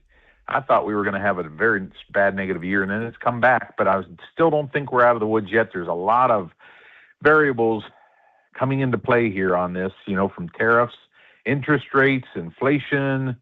Just got a lot of market volatility. It's going to be a very testing year for those that are retired pulling income out. So when you look at the main driver, I mean, we still have inflation that is hot right now, and that's obviously not a good sign, but the markets are on absolute fire the last few weeks. How do you square what's going on right now on Main Street versus Wall Street and what the long-term impacts can be and will be for the markets? I think the biggest overriding theme driver is still the debt of corporations and what I talked about several times on the radio, and that is the AI bubble that I still think is out there. It hadn't gone away. And then what's the short-term thing is this war in Iran. I mean, that's causing some volatility, some unknown what's going on. But I think we've pretty much baked that in that, this is going to be a little bit longer than what we anticipated. And the government debt, which is something we're going to have to deal with in about 3 years. But the biggest thing is we've still got a lot of debt with these companies that want to, not just wanted to, but want to get out there first in the area of AI, because that seems like that's where it's at. You're either first or you're last, like Ricky Bobby said. Yeah, that's true. That's true. That's absolutely true. But, you look at some of the big dogs, right? I mean, the Mag 7, as they call them, the major tech stocks, the Googles, the Metas, the NVIDIAs, the Amazons. Do you feel like they're safe and it's more about those mid-tier to lower-tier ones trying to keep up, or are they all potentially taking on too much risk? No, I think they're safe. And that's kind of, if you think about it, this is their some of these companies' second time through. They fared through 1999, and then now they're going to fare through it again because they're going to be, I think they'll be okay. I think you could see a pullback in them, but where the real problem comes in is some of these smaller companies that want to stay out with them that are just incurring a lot of debt. And the problem is debt isn't debt like it was 5 years ago. Debt is now 3 times the interest rate of what it was, 2 times to 3 times the interest rate. And a lot of this debt is renewing, and so they got to pay higher rates, and it's causing for some pullback, I think. But still, the market overall 10% for year to date is not a bad year at all. No, not at all. Not at all. Now, take me through what's going on with the bond market. You've got a 10-year note yield that is now pushing 5%. First time in a year we've gotten to that point. The market seems to be somewhat reacting to that today. Explain to us at the base level what that means and why that's concerning and where it goes from here. Yeah, basically, with the bond market, the 10-year Treasury is kind of where everything is based after. Now, we're seeing the returns on Treasury bills come down some. That's actually a place where we have put a lot of clients for safe money because they could get slightly over 4% and be liquid. Now you can get about 3.9 in that area. But everything is based on that, and with the government debt, that is causing some factors there.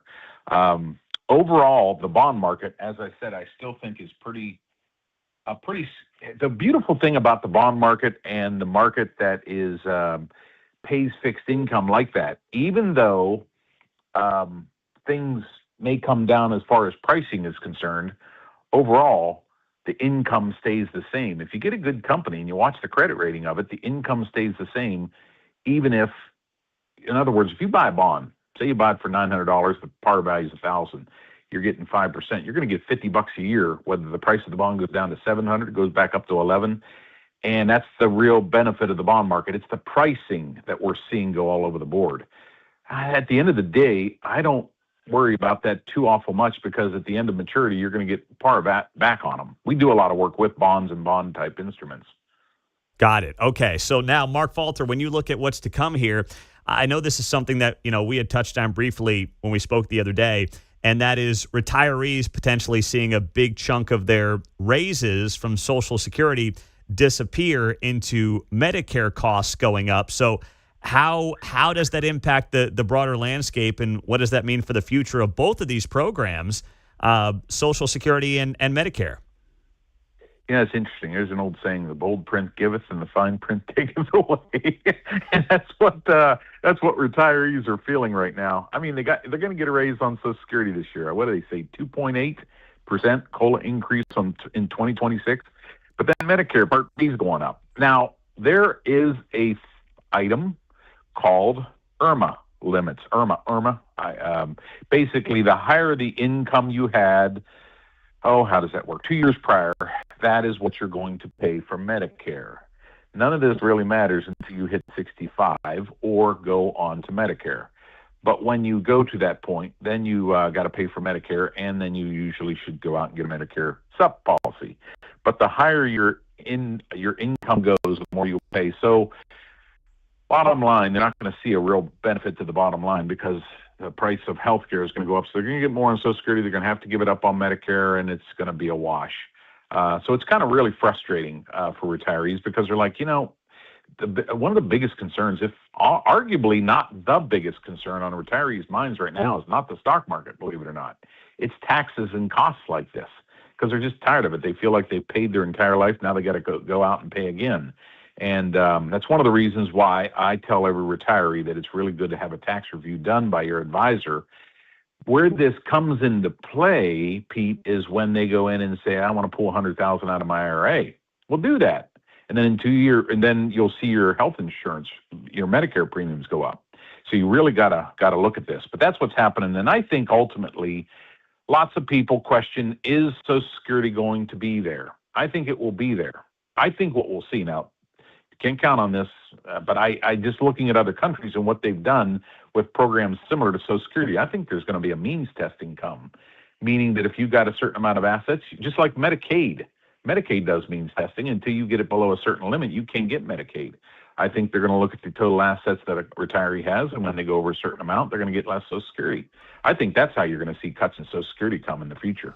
Well, you're right, and I don't agree with that, but it's the most politically wise way to do it. I hate to say it, but it's class warfare, and that works in politics, and that's what they'll do, because they can't just phase it out. I wish they would phase it out for people like me, because when you look at how much of your money is going into the system, it's not a good deal. And if you invested that money in some S&P 500 fund, boy, you'd be loaded. But it's the system that we've got. But now you said, so some of the issues for seniors, I want to wrap it up with some of the issues for young people right now. And listen, there's a lot of those too. Can't afford a house. You've got sellers on the higher end, 60, 65, who don't want to sell. So you've got a major issue there in the housing market. Interest rates look like they're not coming down anytime soon.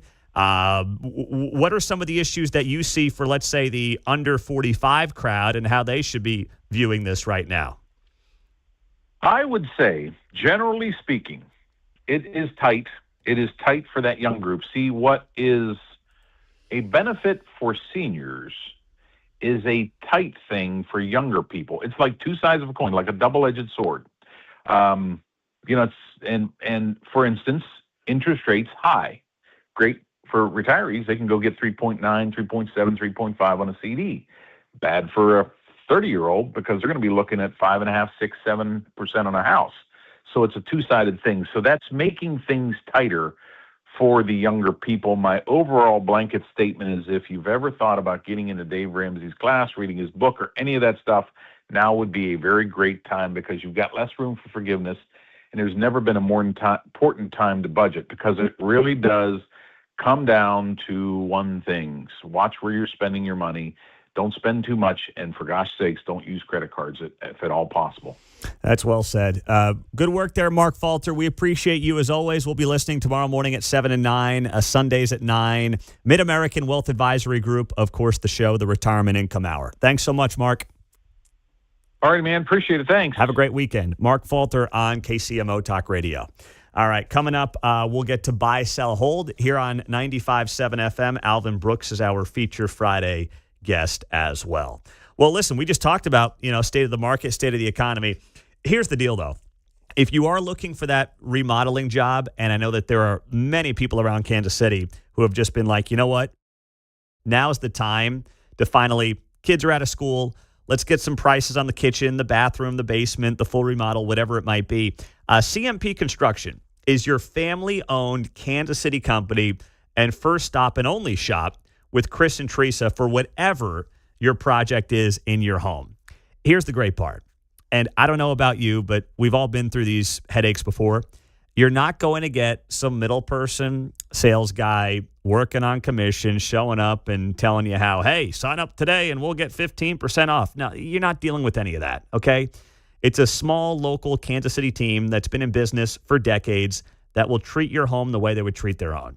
And I had somebody the other day ask about CMP Construction. They said, you know him? I said, yes, I do know Chris and Teresa. They were at our table for the Guy Benson event last summer. So they've been longtime fans and listeners of KCMO.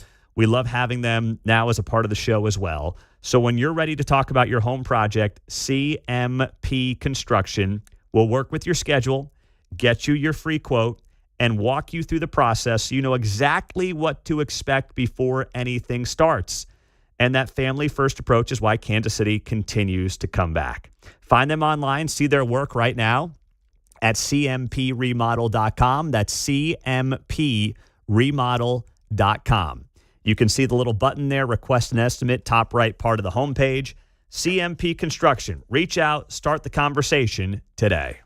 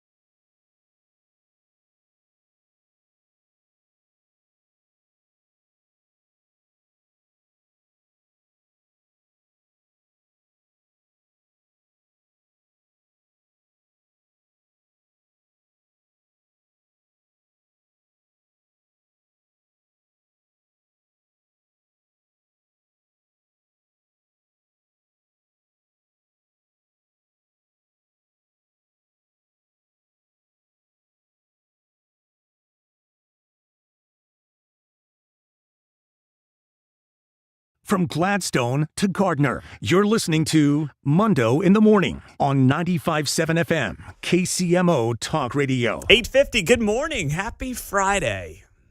We have Alvin Brooks in studio as our feature Friday guest. That is coming up here on KCMO Talk Radio. But let's get to it on a Friday morning and roll. It's time to buy, sell, How about a damn 12 and a half, 15? and hold. Buy, sell, or hold is sponsored by KC Pier, the experts in foundation repair. Don't buy, sell, or hold your home without an inspection from kcpier.com. All right. John, what do you have for us here on a Friday morning? How about this one? Buy, sell, or hold. NFL scheduling favored the Chiefs in the opening weeks. Oh, man. Got to buy that one real fast. I mean, strength of schedule was put out. So the Chiefs open up the season home against the Broncos. Then they're home against the Colts. Then they're on the road against the Titans. And on the road against the Raiders. Or, excuse me, Dolphins and Raiders, not Titans and Raiders. Dolphins and Raiders. So it's home against the Broncos, home against the Colts, road against the Dolphins, road against the Raiders. That is, by the strength of schedule, that is the easiest strength of schedule in the NFL in the first month of the season. So that tells you all you need to know. And then they have a bye week in week 5. There you go. Which sets up very well if Patrick Mahomes is not ready with that knee injury by week 1, 2, 3, or 4. They will have him there for week 6 after the bye week in week 5. So I'm not saying it's a conspiracy. It's just smart business by the NFL to try to set up the schedule in a way that doesn't bury the Chiefs at 0-4, because the reality is the TV networks want the Chiefs to, at the very least, be competitive. It's good for business. And they're letting Patrick heal up by having the latest first week game. Yes. Right? Yes, he's got the Monday night game in week 1. That follows with a Sunday night. Yeah. 2 games back-to-back at home in prime time to open up the season as well. And by the way, the team with the most difficult first month of the season based on strength of schedule, the Denver Broncos. So I think they purposefully may have kept the AFC West up in the air for at least a month to try to, make it competitive as the year rolls along. And the NFL is a marketing behemoth and a marketing genius. They know what they're doing. So, yeah, I'm going to buy that, John. Buy, sell, or hold. Trump's trip to China is a success. Hold. I don't care about the headlines. I don't care about what anybody says may happen. I've got to see it. I want to see what China now does as it relates to Iran. I mean, just a couple of days ago, they were going to ship weapons to Tehran. So is that on hold? Is that going to happen? How are they going to help the United States, or at least get out of the way when it comes to the United States opening up the Strait of Hormuz? It's great to have Xi say, yeah, Iran should not control the strait. But if they don't really do anything about it, or even worse, they keep funding Tehran and giving them a lifeline, because right now we're squeezing them with their oil. They can't get their oil anywhere. Their soldiers in Iran are not getting paid. So they're feeling the pinch. But if Beijing starts shipping them weapons and giving them financial lifelines as well, then none of it matters. It doesn't matter what Xi said this week when he met with Trump. So I'm not going to sell it, but I'm also not going to buy it, because it really depends what comes out of this deal in the days, weeks, and months to come. That's how this is ultimately going to play out. And whether or not it turns out to be a success, we'll have to wait and see. But he's also going to be here in the United States in September. Xi did accept a visit to the White House, so that's supposed to happen coming up in September. And listen, I don't think it's a bad thing if these rivals meet.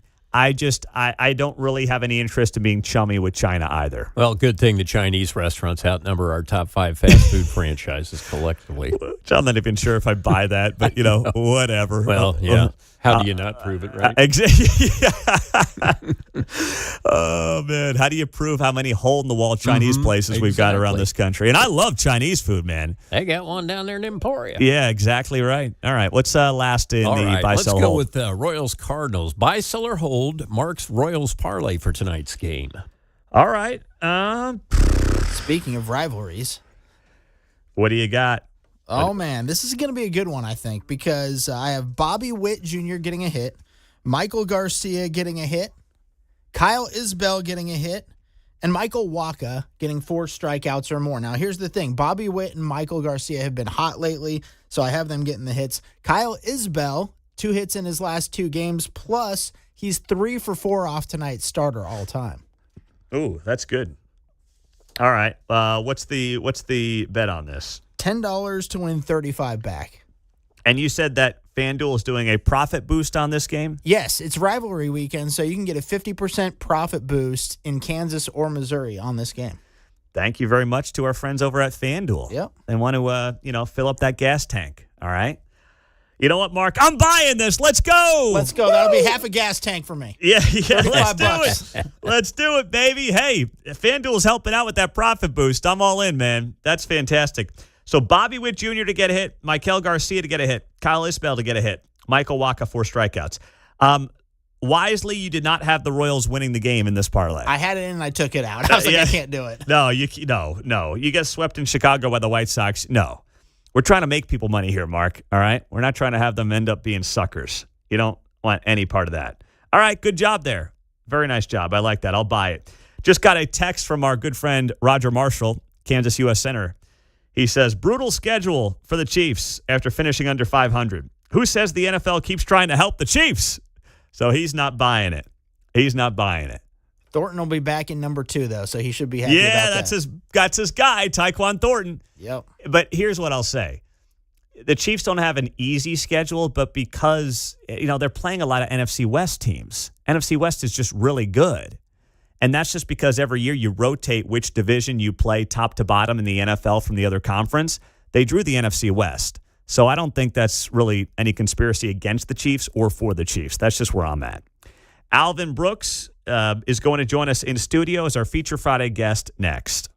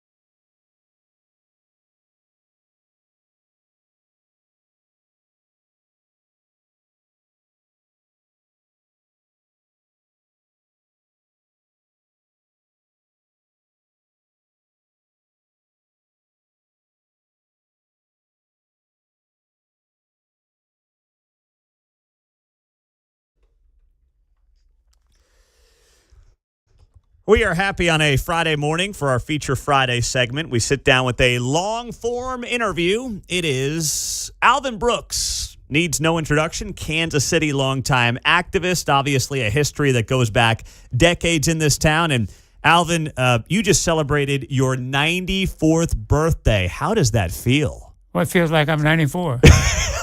However that feels. Well, I always thank God for every day of my life, every moment of life, and so it was a blessing to live 94 and fairly sane mind and fairly physically body. It is not always, it's not what it always has been, but I'm just truly blessed and had a great celebration for my 94th birthday. And, I had planned, I said to my family and friends, I didn't want to do anything big for my 94th. I'd rather do it on the 95th, but I think they got behind my back and some sinister way and decided that maybe I wouldn't live to 95. I was doing it in 94.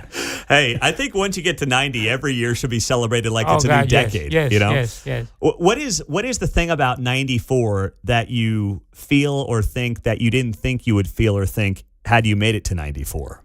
Well, I've had some health issues in the last several years, and I was always healthy, a runner, 5K, and rode my bike. I had a horse, rode my horse.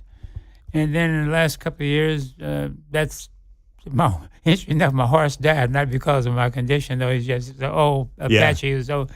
And I haven't ridden my bike in some times, and I haven't run a 5K as I had in the past. So I think regardless how healthy you think you are, there are things that you just can't do what you did before. What was your last 5K? You remember it? In 2000. Okay. All right. It's been a little bit. All right. Wow, that's amazing. Yeah, just before the pandemic. So 2020, right before the pandemic. Yes. Oh, so you did one like 5-6 years ago. 2000.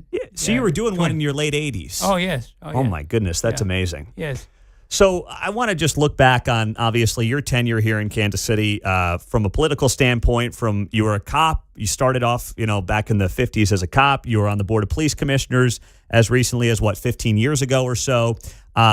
You've been the mayor pro tem in this town. So everything you've done, when you look at Kansas City as a whole, what's been the biggest change that you've seen in this town during your 94 years? Well, the politics have changed to a great degree. Different as it relates to the police. When I came on in 1954 and stayed 10 years and then became a police commissioner in 2010, I saw a lot because when I came on, the police officers were segregated in terms of where they could ride and who they could arrest.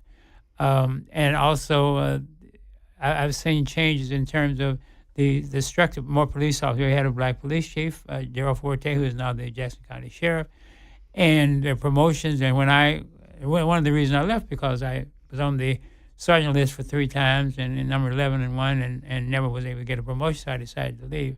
So I and the city as a whole, I've seen some changes at City Hall. You've had 3 black mayors, which during my day was unheard of. It's thought of, but, well, that's kind of contradictory. But what I'm saying is that you just didn't see it in your future, but it was there. The same thing with police chief.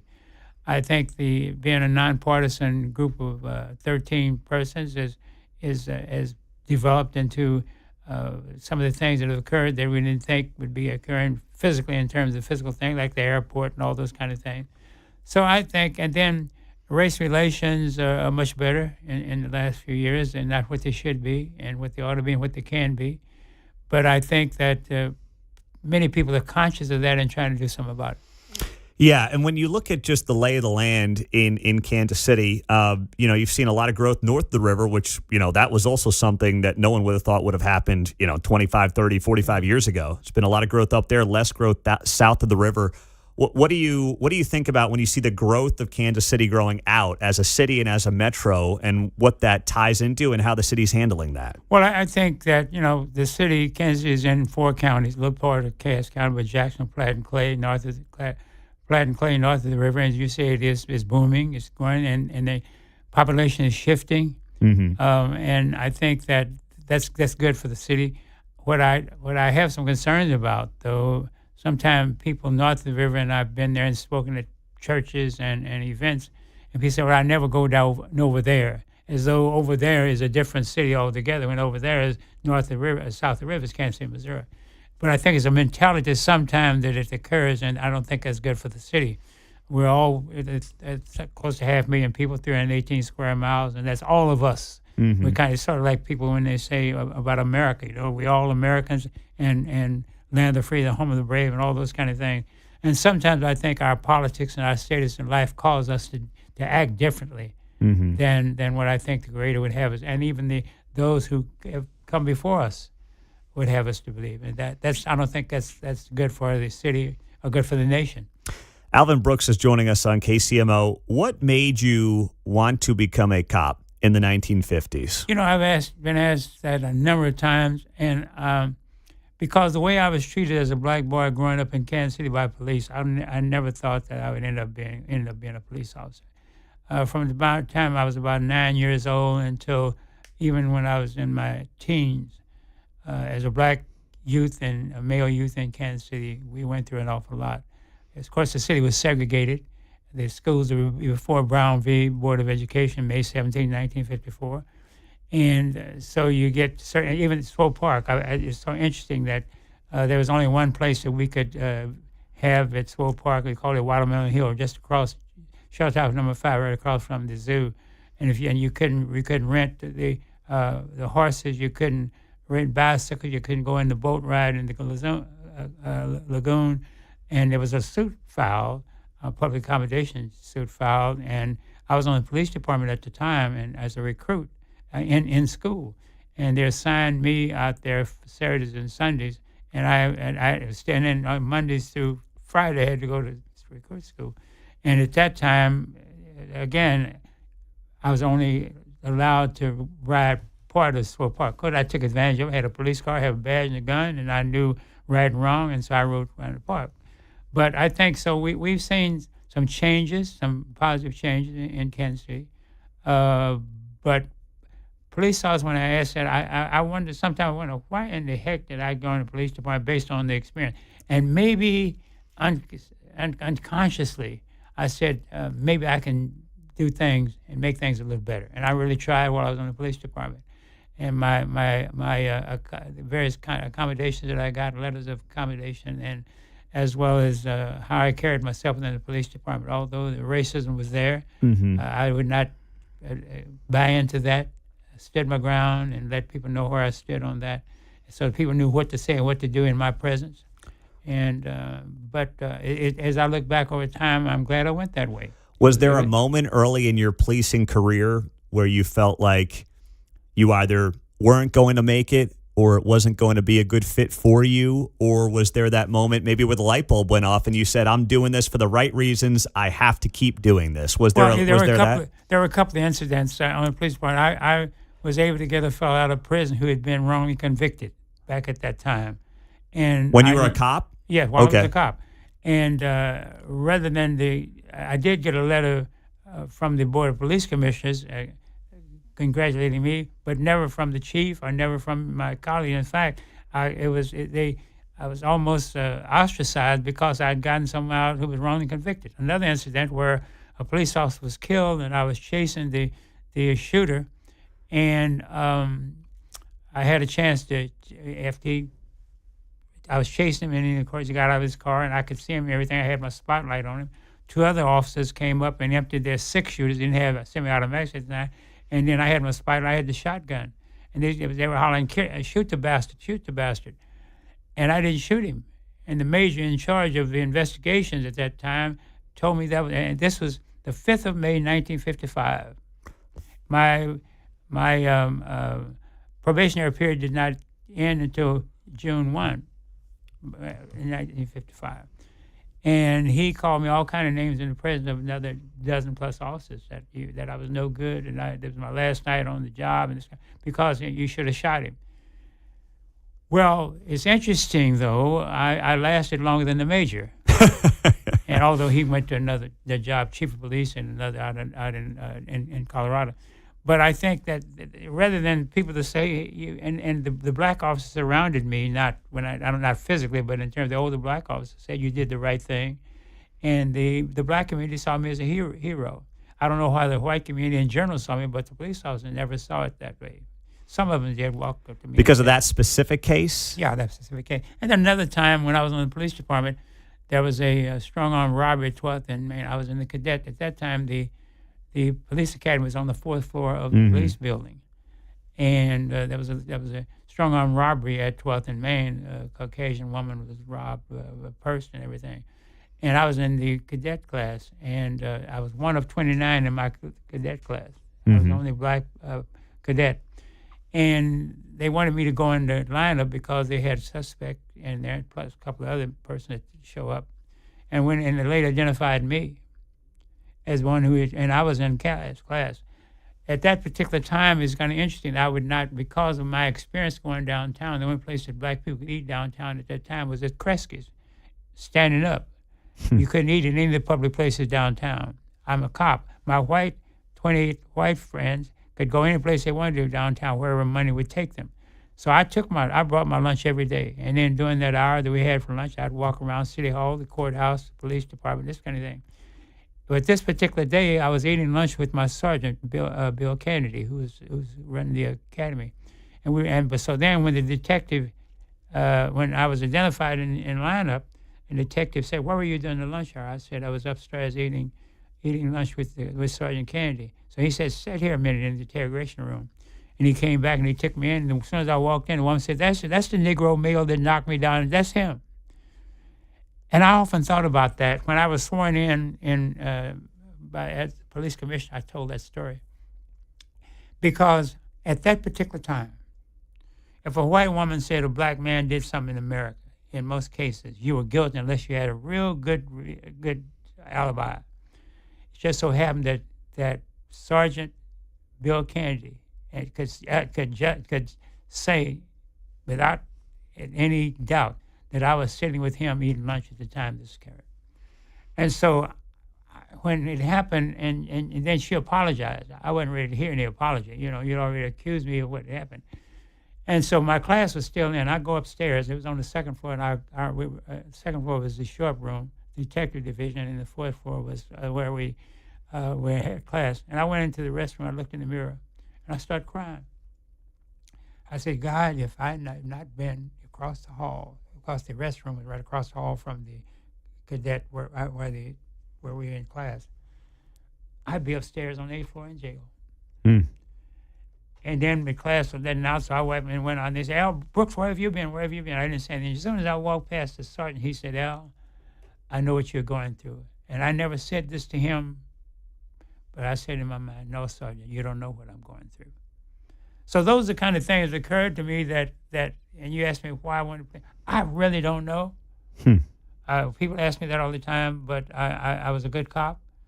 I got a lot of accolades and a lot of letters and accommodations, those kind of things.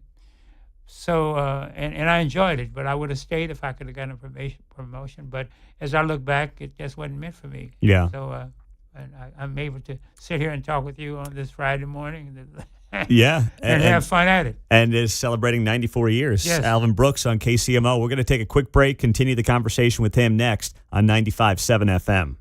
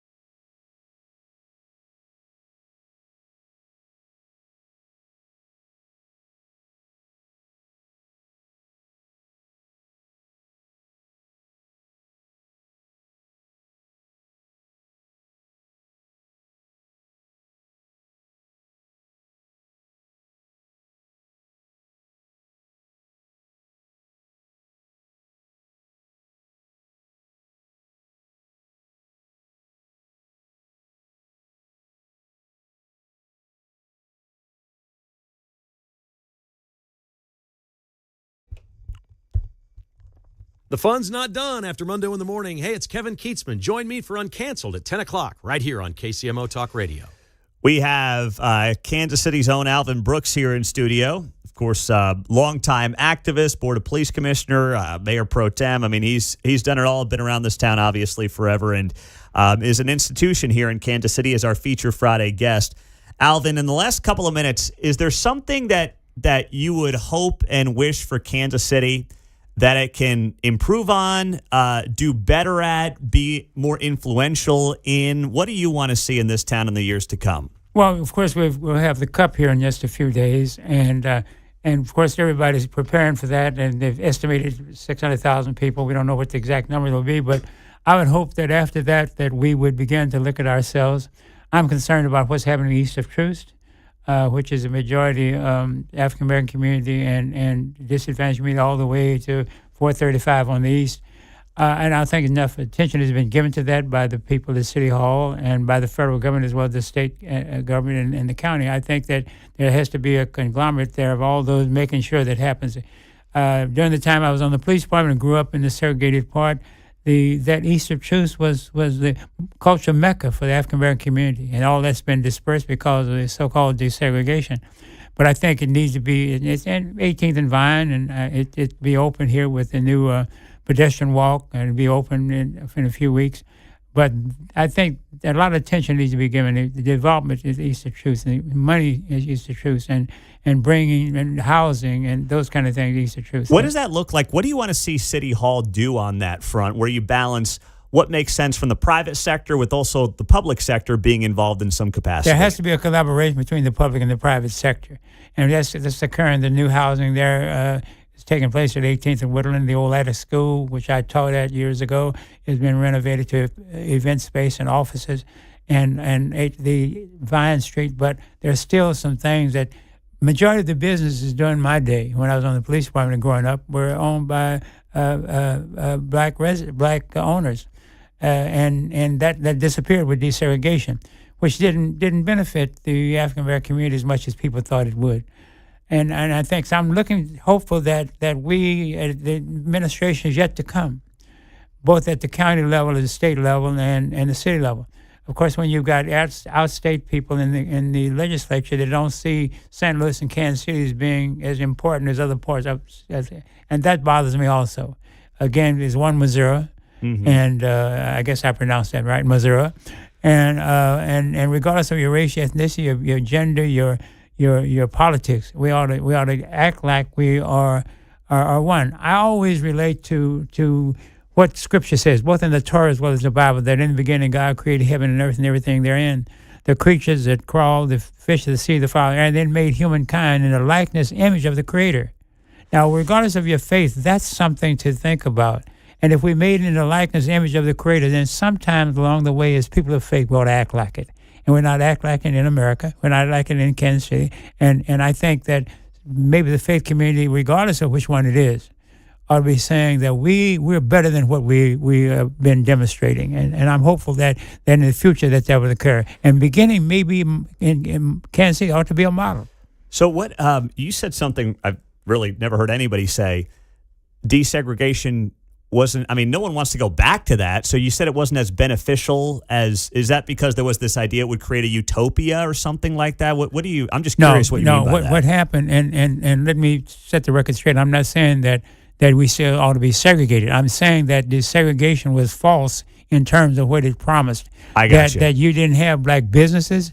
During that period, black teachers were, administrators became teachers because their white counterparts took over the principalship and the council, those kind of things. I was a victim of that. I know I was my last year in all-black junior college, May 17, 1954, and Brown was handed down. Mm-hmm. We couldn't go to the white junior college at 39th and McGee. And so we lost black teachers and all that so-called desegregation. I see. And also resistance that we got when we moved into those all-white areas. And so I'm saying that, and I want to make it very clear, that it was time Mm-hmm. It should have happened long ago. Yes, yeah. It's almost like the second Reconstruction that we're in period. So I'm saying that it did not benefit as much as we thought. I see. So there were just some downsides that weren't maybe perceived at the time, even though it obviously was the right thing to do. So yes, I see. Okay. Yeah.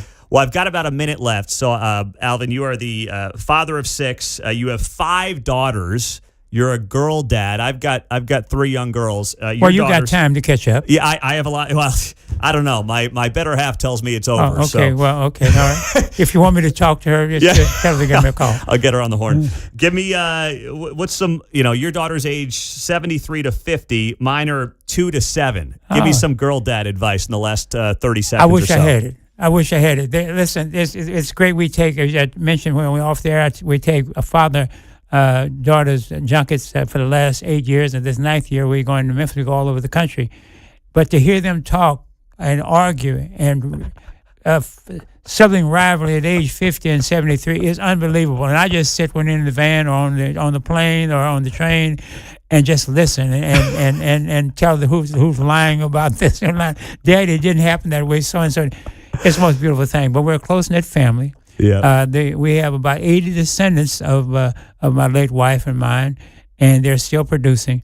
And I don't know when they'll stop, but That's amazing. It's a great moment. And God's been good to us, and will continue to be good to us. And I try to make sure that my late wife and I have set the stage for others to come along as a challenge to them. Alvin Brooks, thank you for being here, sir. Thank you for inviting me. God bless. Have a great weekend to your listeners out there. You everybody. as well. Alvin Brooks on KCMO.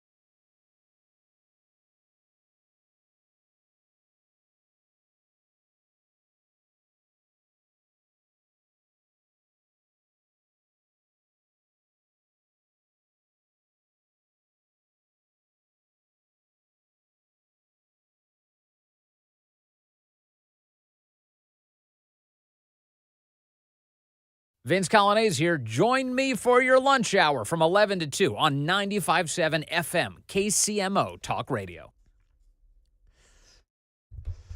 It's 9:34. It is good to be here on a Friday morning. We'll wrap up the week with Keatsman coming up in a few minutes on KCMO. We always can take your calls at 913-408-7957.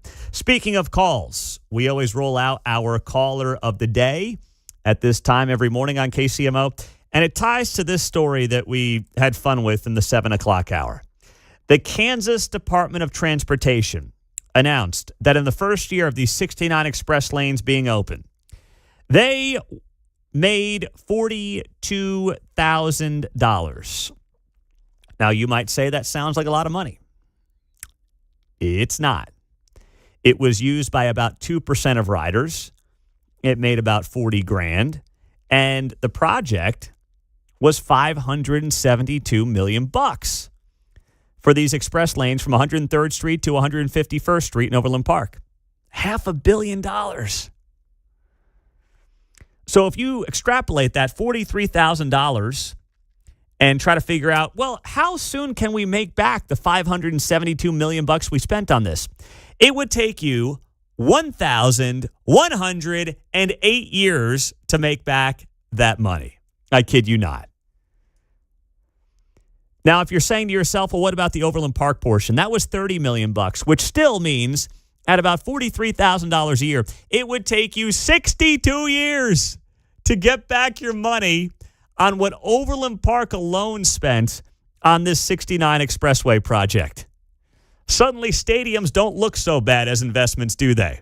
When compared to $572 million express lane projects that nobody in Overland Park is even using. Here is our caller of the day.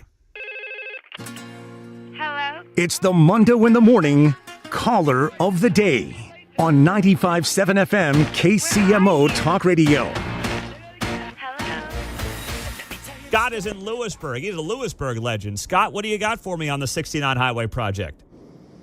Hey, Pete, I travel 69 every day, and the problem I have with it are the exits. If I'm traveling north on 69, if I get an express lane, I have to get out and get back in traffic just to exit off on 435 going westbound. So the exits are not designed well for people that travel 69 highway. Well, and to your point, it also means that you're setting up an express lane to really not make it convenient for people to get in and out of it and to get off of it, which they also set up in a way that then was not built for a lot of traffic in the express lane. Correct. So there's no use in me getting an express lane just to get back in traffic. Yep. To get, it's worthless to me. Yeah. Stop with all the common sense around here, would you please? Hey, Pete, love your show. Thanks. Have a great weekend, Scott. I appreciate it. Scott in Lewisburg, our caller of the day. I'm sure many of you have driven. You go to parts of the East Coast and some of the big express lanes they have separate exits. So that way, if you get in the express lane, you don't have to go back into the regular lane to then get off on the exit that you want to get off on. This doesn't have that, which is what Scott's point was, which means it's a poorly thought out and kind of half you-know-what version of an express lane. It's going to be something that if that stretch of Johnson County continues to expand the way it's expanding, it's going to be outdated in like 15 or 20 years.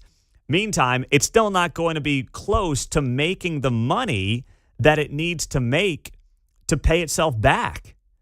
I mean, even if you have growth in that part of town at about 35 cents to $1.50, unless they start charging $10 for the express lane, which they're not going to do because then nobody's going to go into it. I don't know how you're ever going to look at this and be like, well, that was a great investment. And some of you may say, I don't care. It's federal money. They're just printing it anyway. Why not build us an express lane? Yeah, but that's part of how we got in this mess in the first place. It really is. Before we get to Keatsman, I want to have some fun with this. Travis Kelce, yesterday on his show, New Heights, with his brother Jason, they had on Colin Jost. Is he? I don't think he's still on Saturday Night Live, right? Yeah, he is. Oh, he is? He does Weekend Update. He still does Weekend Update? Yeah. Wow. Mm-hmm. I didn't realize he was still doing that. He's been doing that now for like 15 years, I guess. I think they said, yeah. He's the longest. I knew he was the longest running Weekend Update guy. Yep. I just didn't know he was still doing it. He's been a head writer there for a long time, too. They talk about it in the podcast. Yeah, clearly. Mark's on it. Jeez. I've been listening. Okay, not teaching Mark anything new here. All right. But I thought this was a pretty funny moment because Colin Jost is married to Scarlett Johansson. Travis Kelce will be married to Taylor Swift. So these guys obviously are both famous, but they're technically the less famous part of their relationship, right? I mean, by every calculation, Colin Jost is not as famous as Scarlett Johansson, and Travis Kelce is a star, but he's not Taylor Swift. We agree, right? The guys reach for their wallet at dinner, and the girls go, "Put your pennies away, kid. You're breaking my heart." It's funny you say that. I know that Google's not right about this, right? Like, I understand that Google, you just Google this stuff, and who knows how accurate the numbers are.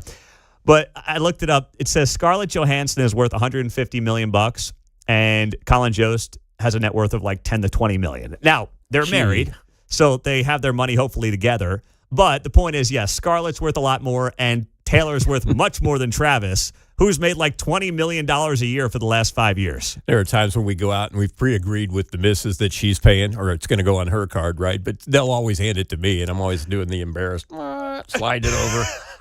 You see Taylor and Colin just slide it over. Well, here's a little bit of Colin Jost and Travis Kelce yesterday on the New Heights podcast. How nice is it to be the less famous person in your relationship? Huge relief. Really huge relief.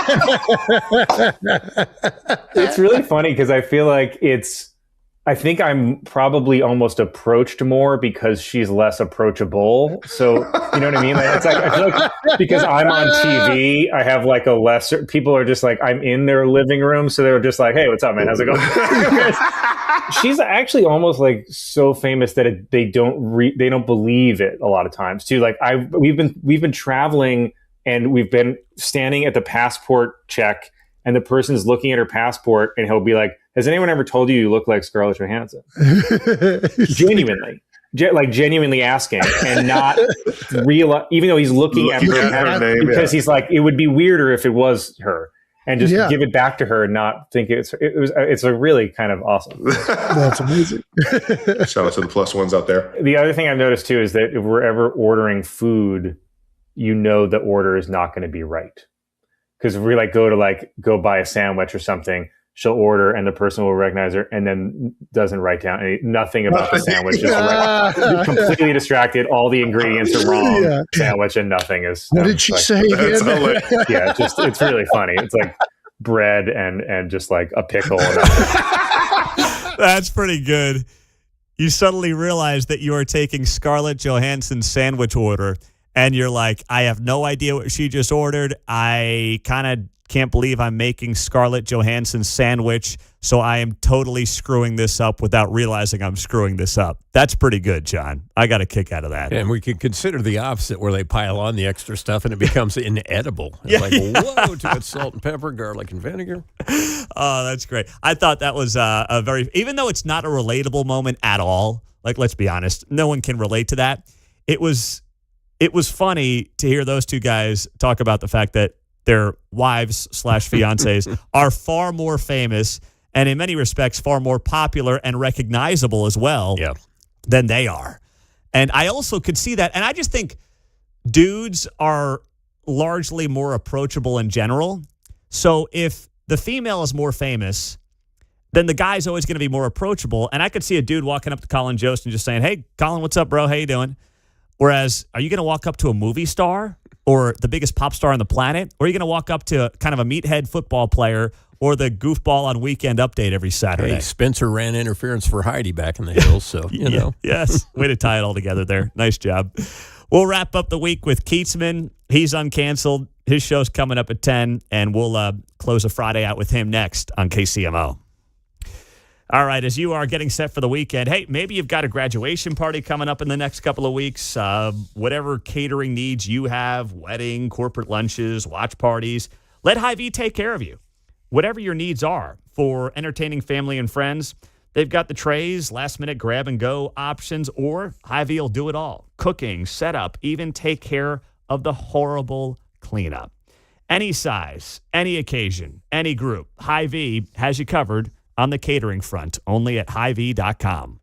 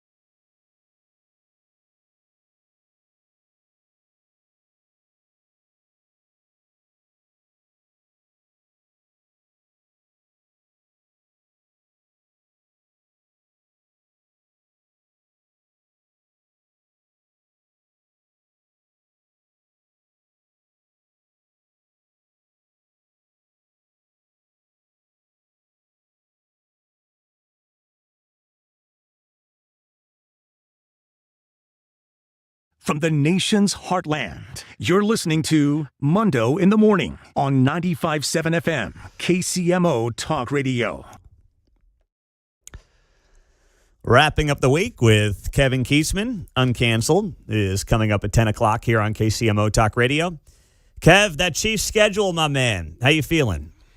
You know, you have to like the beginning of it, and the bye week is front-loaded. So I don't, a lot of people interpreted these first two games as, the networks know Patrick Mahomes is going to be fine, he's going to be back. I still think it's 50-50 whether he starts the season. But this early schedule is pretty nice if Mahomes is sitting out a couple of games, because the road games that they have are pretty darn easy, those first four. So, it looks like they did something nice for the Chiefs, but then it's a weird schedule because as a whole, there's so many great teams on the schedule. But I made this notation. There are 5 teams that the NFL has decided are so bad that they're not in prime time this year. The Chiefs have 5 games against those 5 teams. Mm-hmm. So those are the worst teams in the league. This is a weird schedule, man. It's like the elite and the worst all in one place. Well, and when's the last time? The Chiefs will have week 9, 10, and 11, Jets, Falcons, Cardinals, 3 straight noon games. I mean, I've been here almost a decade. I can't think of any time the Chiefs have had 3 straight noon games in a row. Well, the opponents are too bad to put in prime time, and that's the part that you love about that. I think there's a 6-game stretch before the last game of the season. The last game of the season is the Raiders at Arrowhead. The 6-game stretch that they have is absolutely brutal.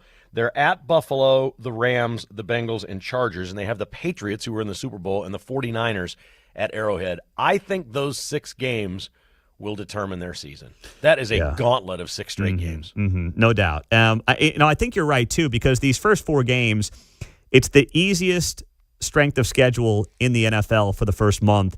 And it seems like they've kind of allowed the Chiefs to hedge a little bit here by giving the Broncos the toughest opening strength of schedule in the NFL. The Chiefs have the easiest. So you're right. I mean, I think they obviously want Mahomes back for week 1 for obvious reasons with these 2 primetime games. If he's not there, they don't want the Chiefs 0-4 and out of it by October. So they kind of did give them some wiggle room here, even though they've got these primetime games out of the gates. Do you agree with that? Yes, and this is what happens when you are the perceived from last year as the lesser team now, and Denver is the better team.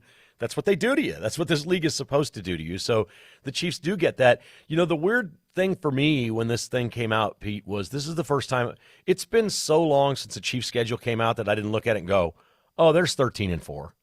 Like, I'm looking at it going, can they have a winning season? Yeah. Will they make the playoffs? I don't even think of the Chiefs in the terms of 13-4 right now. And maybe that's just me. I know a lot of fans are really, really optimistic. Everything's just going to go back to normal. Yeah. It's going to be all well and good, but it doesn't work like that. The Broncos and the Chargers are much better. These other teams on the schedule are terrific. And to be honest, we know this about quarterbacks. When they get into their 30s, the game fades. There was like a decade that Tom Brady didn't win a Super Bowl, and then at an older age came back and won a couple. So I don't know, man. I just don't think it's as rosy as it has been.